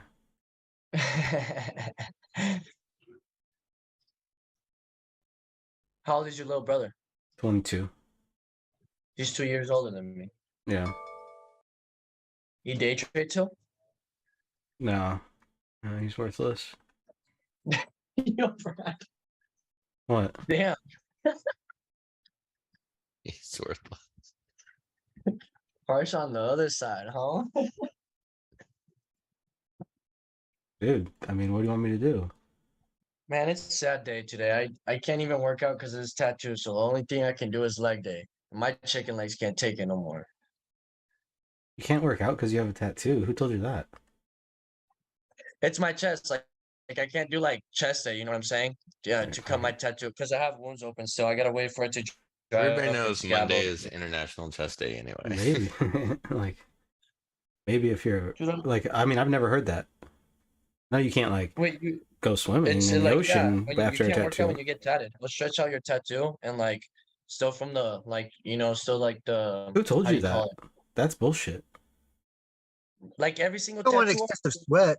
They're even when fucking. I got my tattoos written like my ribs tatted and all that, they told me I couldn't work out. I don't know about that. Doesn't make very much scientifically. Yeah, That's how like much it- how much Hello? swell are you gonna get in one workout? I bet you get your doctor advice from TikTok too, don't you? Yeah, Shit, the I've ship I never had done on TikTok in my life. Twitter. the ship I had on my chest was only 2 inches when I was younger, and now that I've worked out and I'm all swelled out, it's like an 8-inch ship. Yeah, it's cool, dude. It just makes Hello? things bigger. I also, well, it's actually good for me because my chicken legs need some work.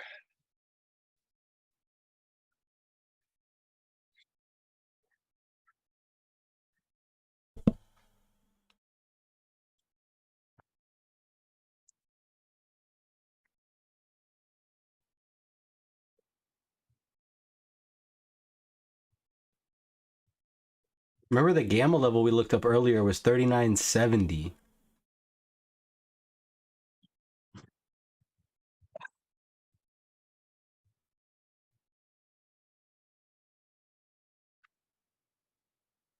That was funny, Jared. But you get your doctor advice from TikTok. Actually, I saw those. I didn't know what TikTok was till like 2 months after it came out, and I saw my friends and shit just stuck on their phone, and then I realized how bad it was, so I never downloaded it. Yeah, it can be time consuming, that's for sure. Like, I mean, I won't lie. Like, of course, there's like TikToks and shit, like on Instagram, like Reels and stuff like that. Like, I'll watch those, and I can already see myself getting stuck on those. So, another main reason Mhm. why I didn't get TikTok. Dump, dump, dump, dump. Yeah, just go to the Yes. 63. It has begun.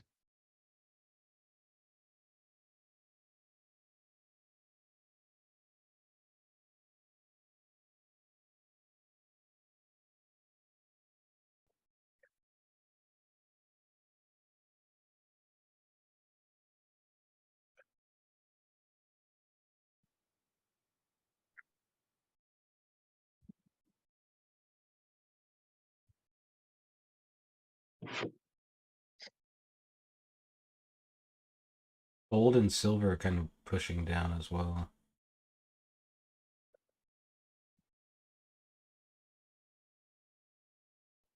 Hmm. I wonder why Netflix getting smacked so hard. Boring. Or they're about to cut like everybody's subscriptions or whatever. Why? Only They one d- person can use an account, so they can make more money. Oh, only one Yeah, person can use an account? Yeah, yeah, they only said one like person. 70% of their customers share their login with their whole family, so they're making it to where like it only works at one location or something crazy. Oh, yeah. Estimated that they're gonna make like trillions off this shit. Oh, and then fucking rat bastards. You know what? That's Yeah, gonna cause. You know what? Maybe I will. Maybe I'll just cancel my whole subscription. That's what I'm gonna tell them. That was Netflix? Yeah, Netflix. Yeah. Oh, that's bullshit. I I'll just get, have everybody log into a VPN before they do it. yeah. That way it all looks like it's come from the same place. It don't affect me. I don't watch TV. I haven't watched TV in like years. If you have Comcast, it's free. Netflix is free. For Xfinity.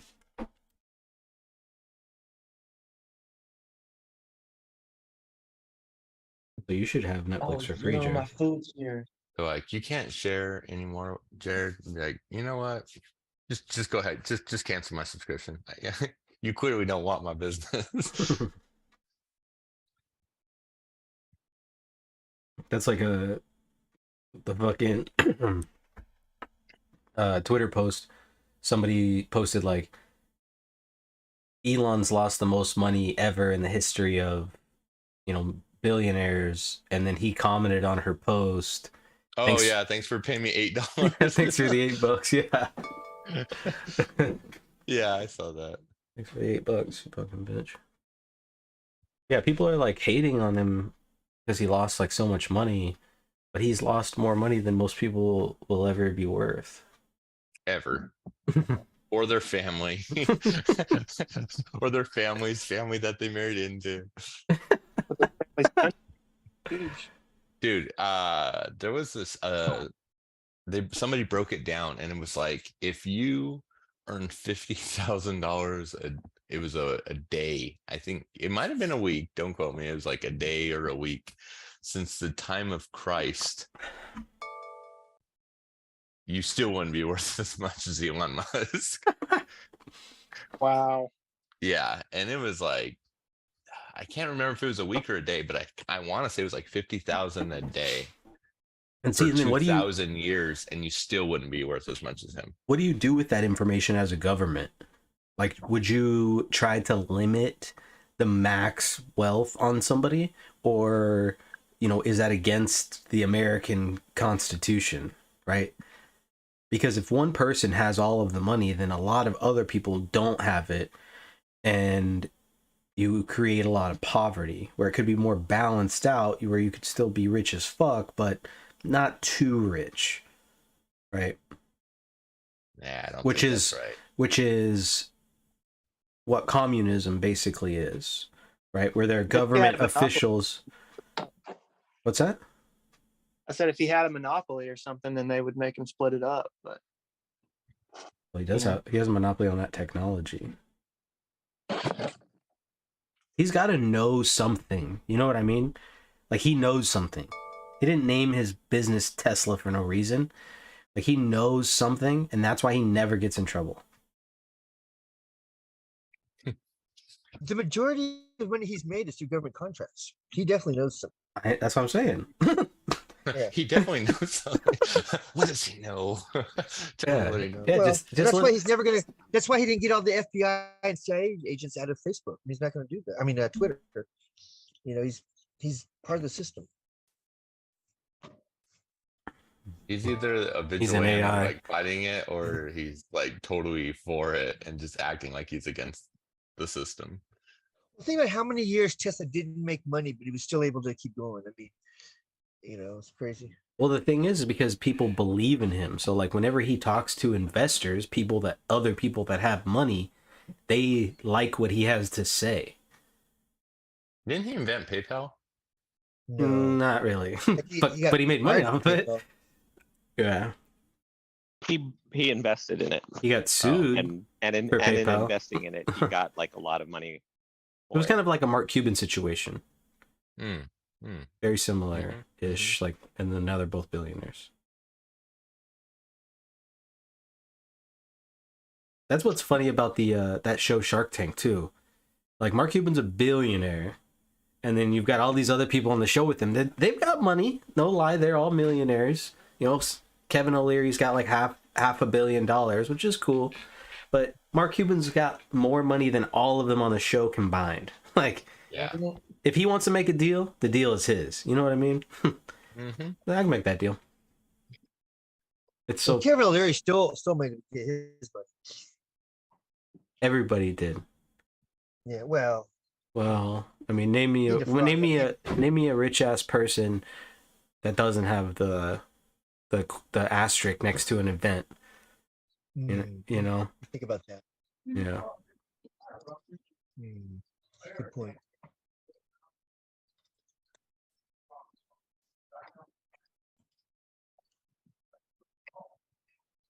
Because, like, to get in on stuff like that, you've got to know something. You know what I mean? And then once you're rubbing shoulders with the right people, like Elon with the PayPal thing, because I think they tried to get him for insider trading on that. Something. What did they try to get him for? Let me pull it up. Elon? Yeah. Oh, I didn't know that. I never heard that. Or like he stole something.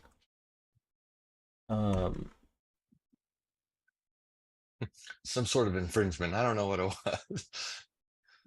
Yeah, or like something like he knew he knew something like they were gonna acquire PayPal was gonna acquire eBay or something like that. I can't remember.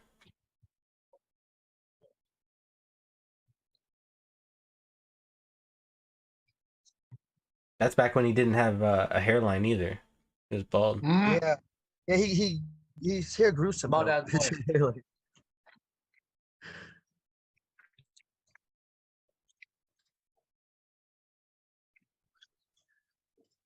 The market's about to put me to fucking sleep. Been like this all It's about day. to make me. Are you But short, sir? Kevin, No, I like take a long and then it goes up and then it goes up like 1.5 and I'm like, okay, that's Nah, probably they all it's got. backfilling. This poor high about to get finessed. Just quick little backfill and then we gone. I just thought it was gonna be 63, which it wasn't.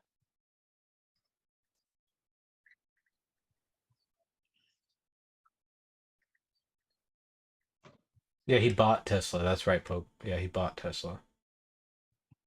yeah, and part of the deal when he bought it was that he gets put on as a founder, even though he wasn't a founder. Yeah.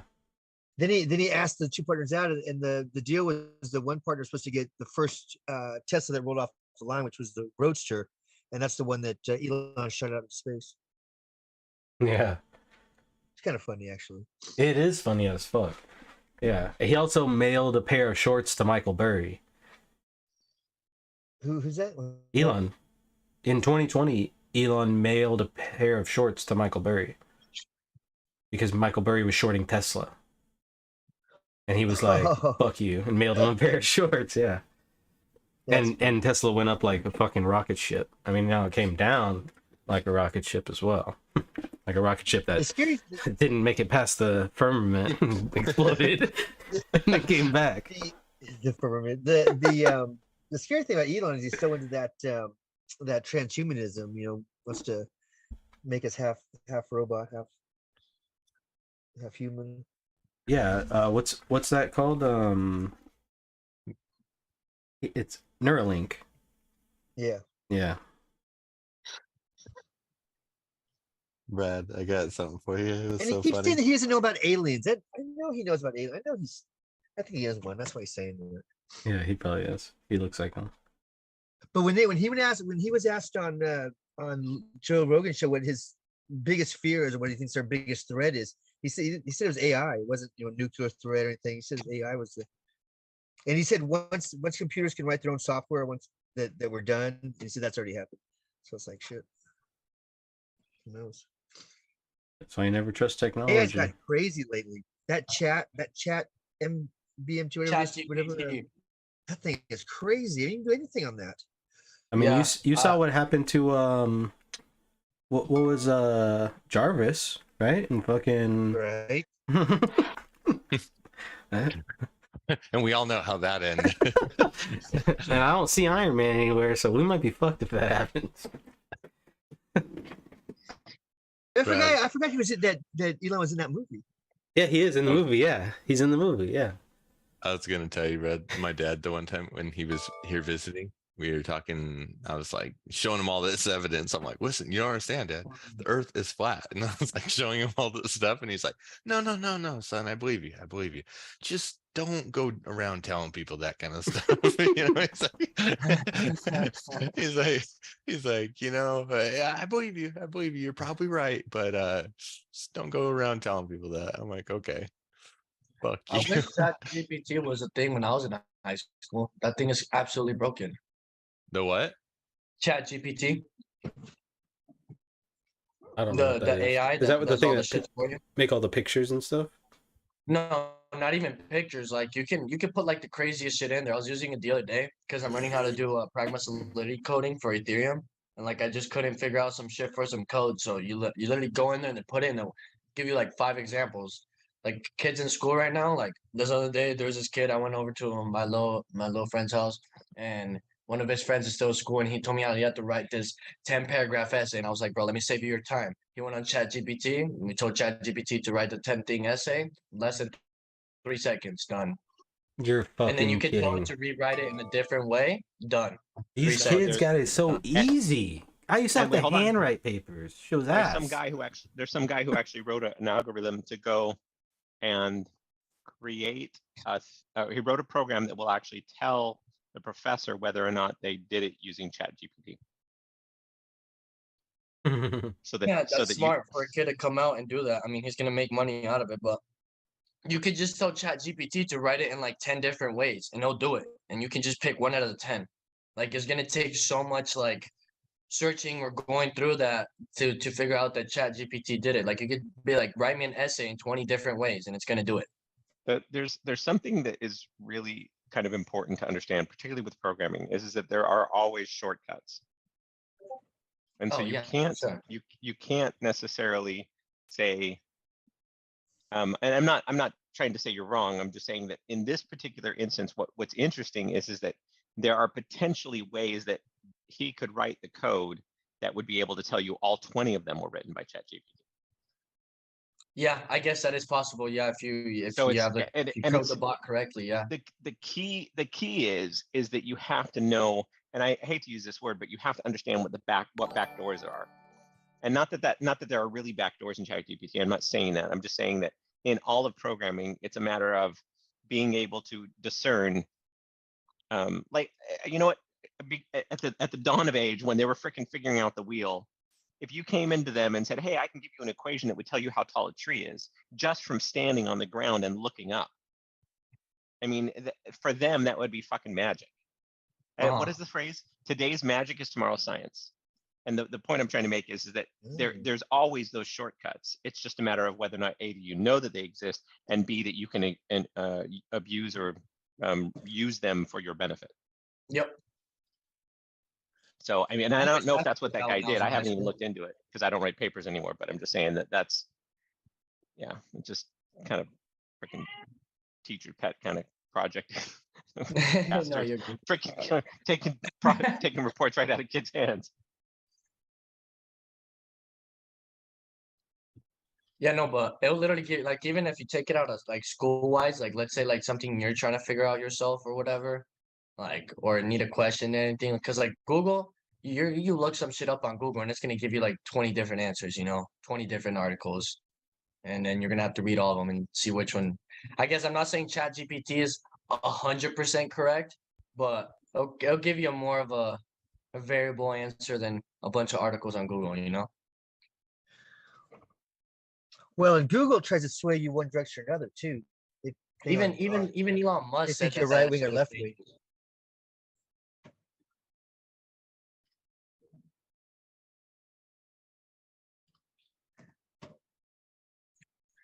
Come on, market. Let's go up, not down.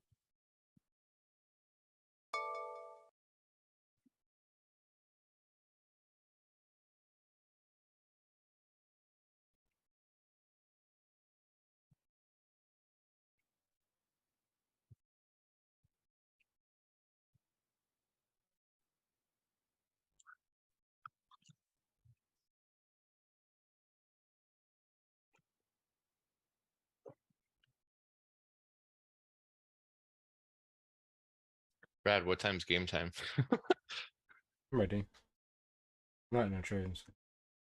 Yeah, this is well, I mean, we've been in this like little 6-point range right here for an hour and a half almost. Like, should get off the pot, man. Right. Like, are we going up past 74 right here, or are we heading back down to 56?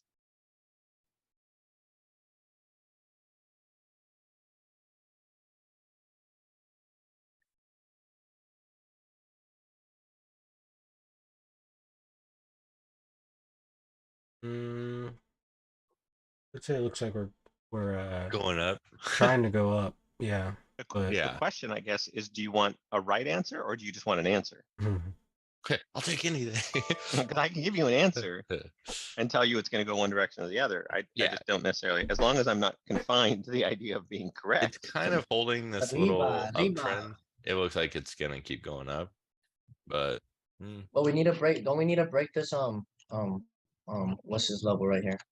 No. Like that 69.50 where they're selling Yeah. us off every time we kept going up. I agree. If we can break that 69.50, then hopefully we're clear. Vámonos, arriba.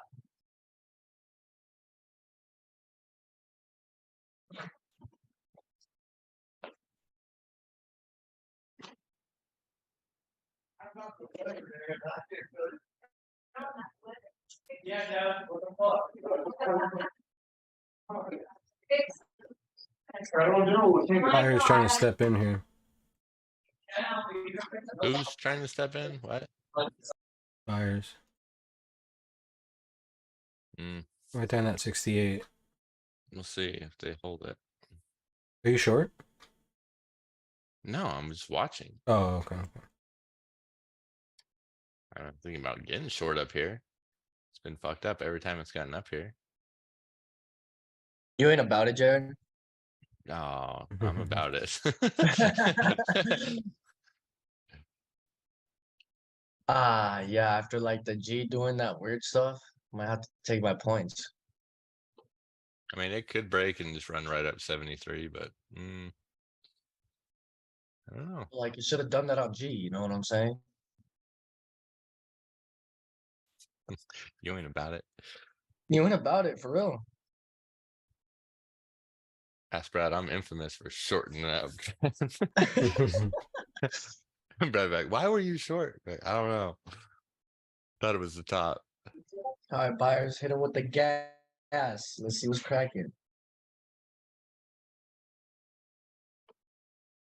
This thing says Chat GPT is at capacity right now. Does it say that normally? Yeah, that's because everybody's in the world is using it. It's very hard to get into the website. Like people will literally leave Chat GPT open on their computer just so they don't have to wait for that bullshit. Yeah, I tried to go to it and I was getting a too many redirects. Oh, it came up and now it says Yeah, 404 not do found. the business. Do the business. Get my 7 points. I'm gone.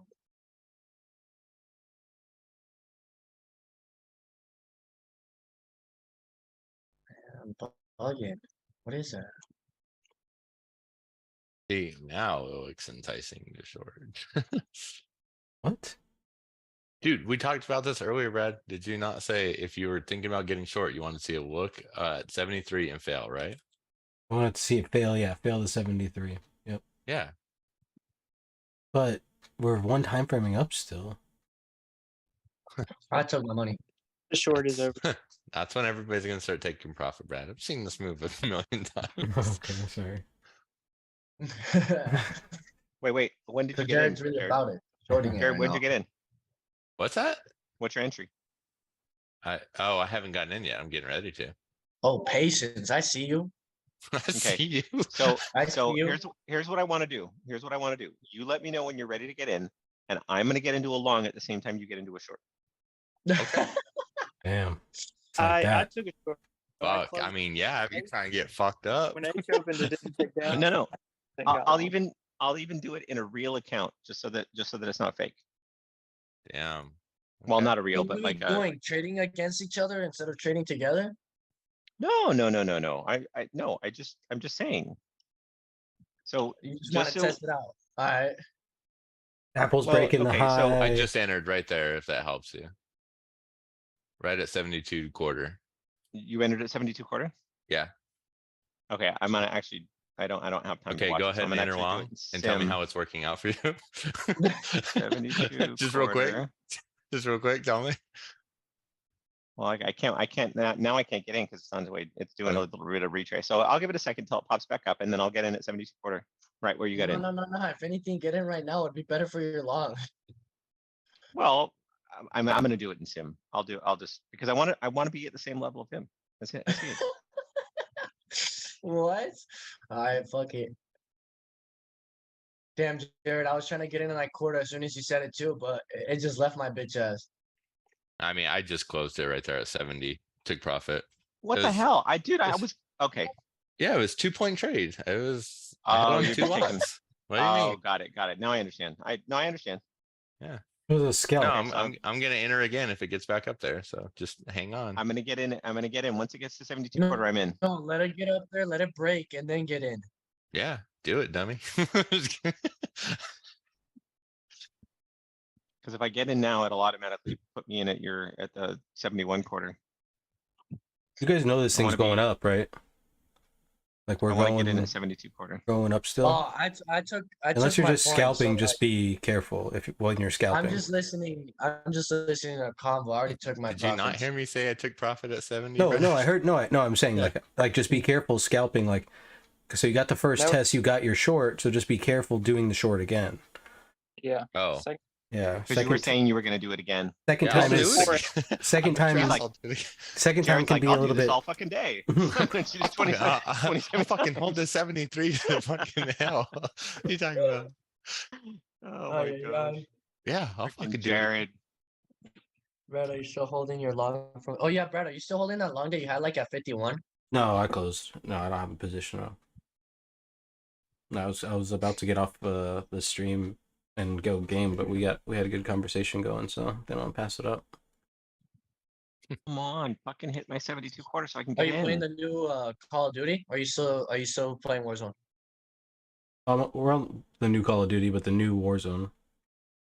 Oh, okay. Yeah, and we're just fucking slayers. Yeah, 75 is Dr. VJ. That's where I said we were going Everything, earlier. I like the game. I just didn't like the movement. that's where The we're movement going. of the game just made like moving around and stuff, like turning on people and all that. It made it real harder.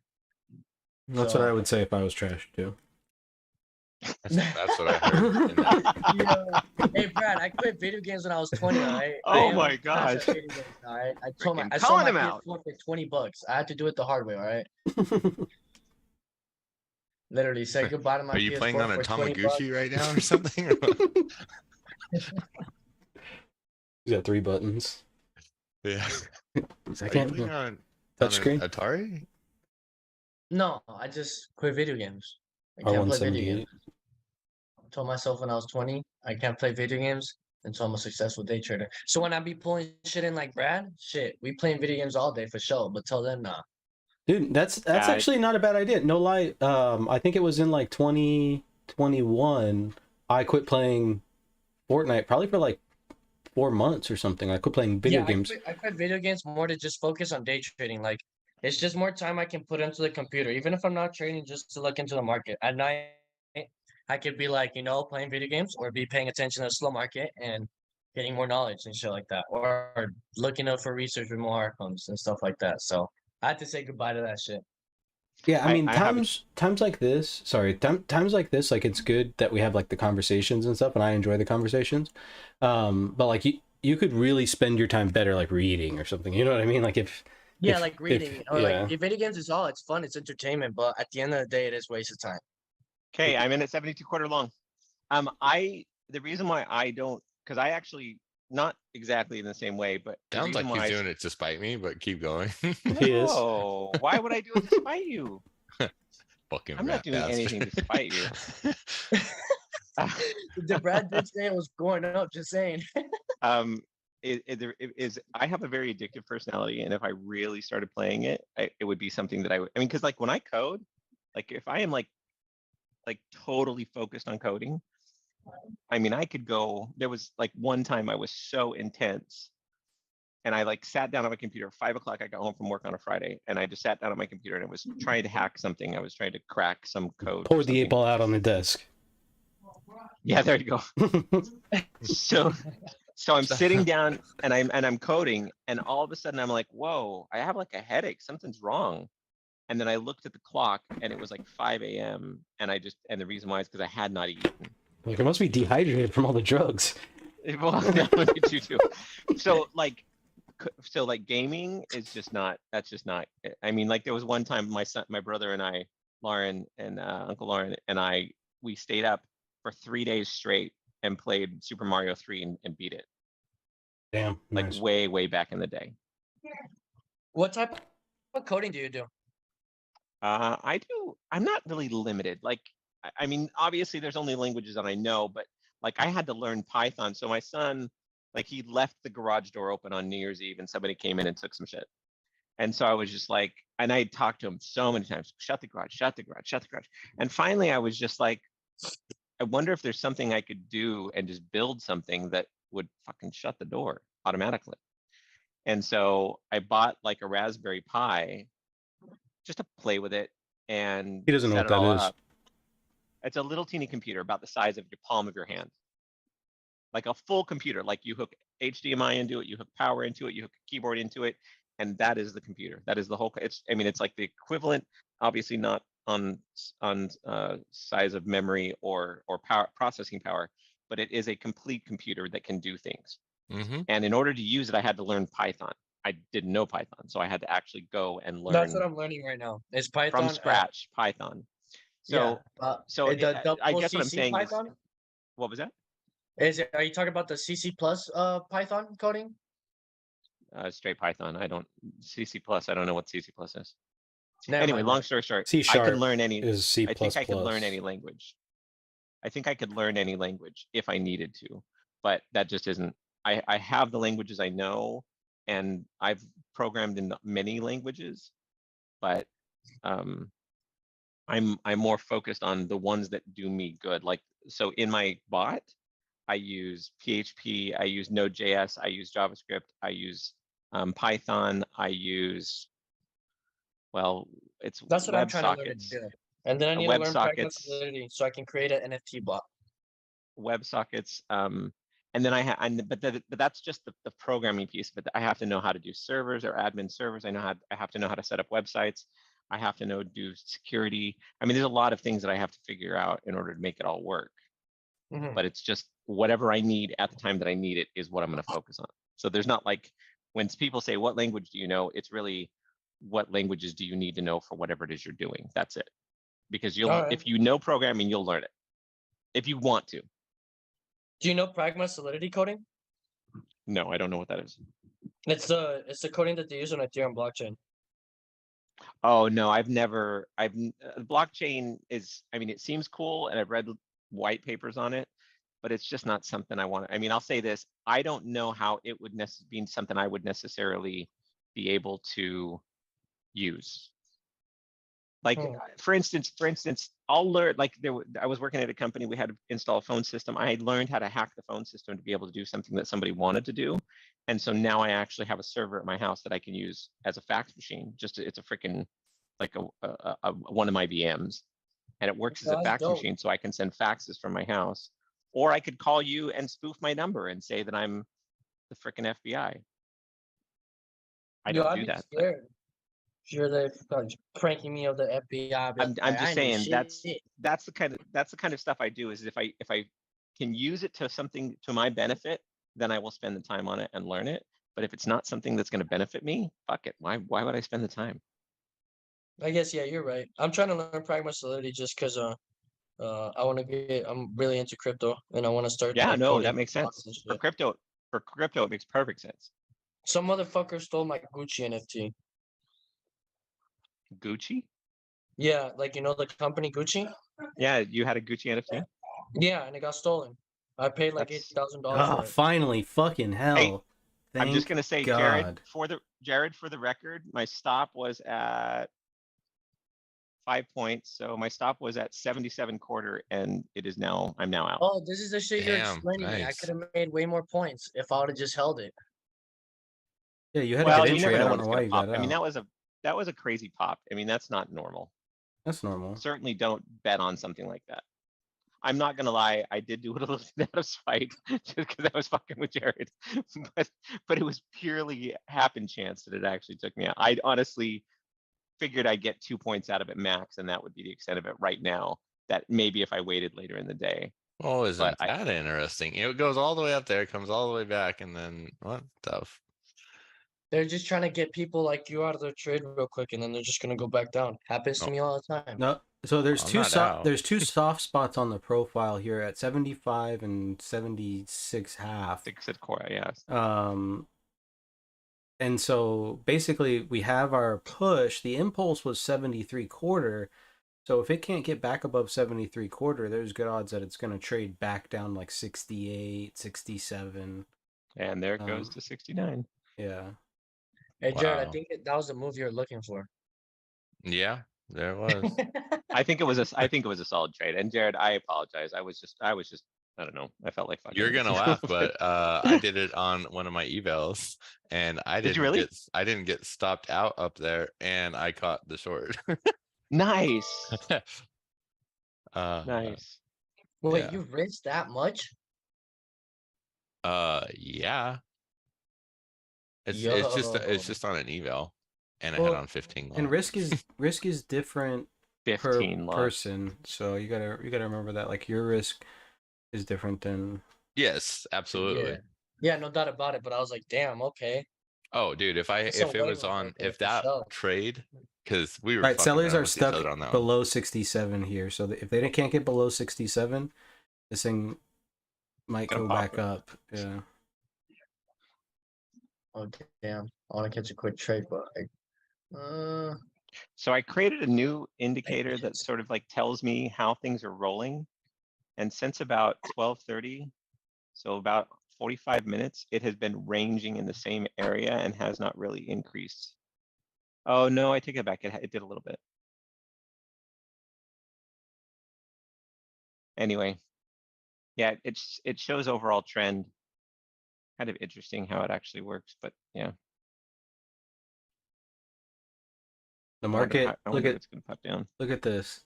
Cash session, 200 moving average, literally moved right to it and is Right now to coming it. back down. So the trade plan today worked perfectly, and we don't have a trade on anymore.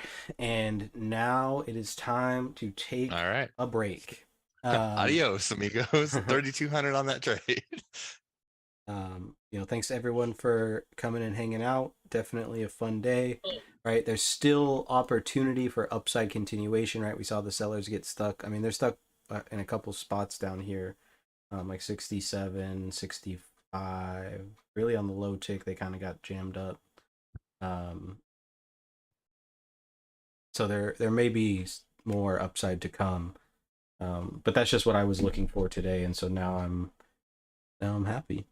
But yeah, other than that, you guys have a wonderful day. Make sure that you're managing risk and sticking to your trade plan.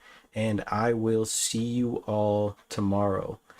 Remember, we do have CPI tomorrow, an hour before the market opens. So if you're trading Globex, just be careful around that time. 8:30 Eastern time, that number is going to come out, and the market's probably going to get real thin and real emotional. So definitely something to pay attention to.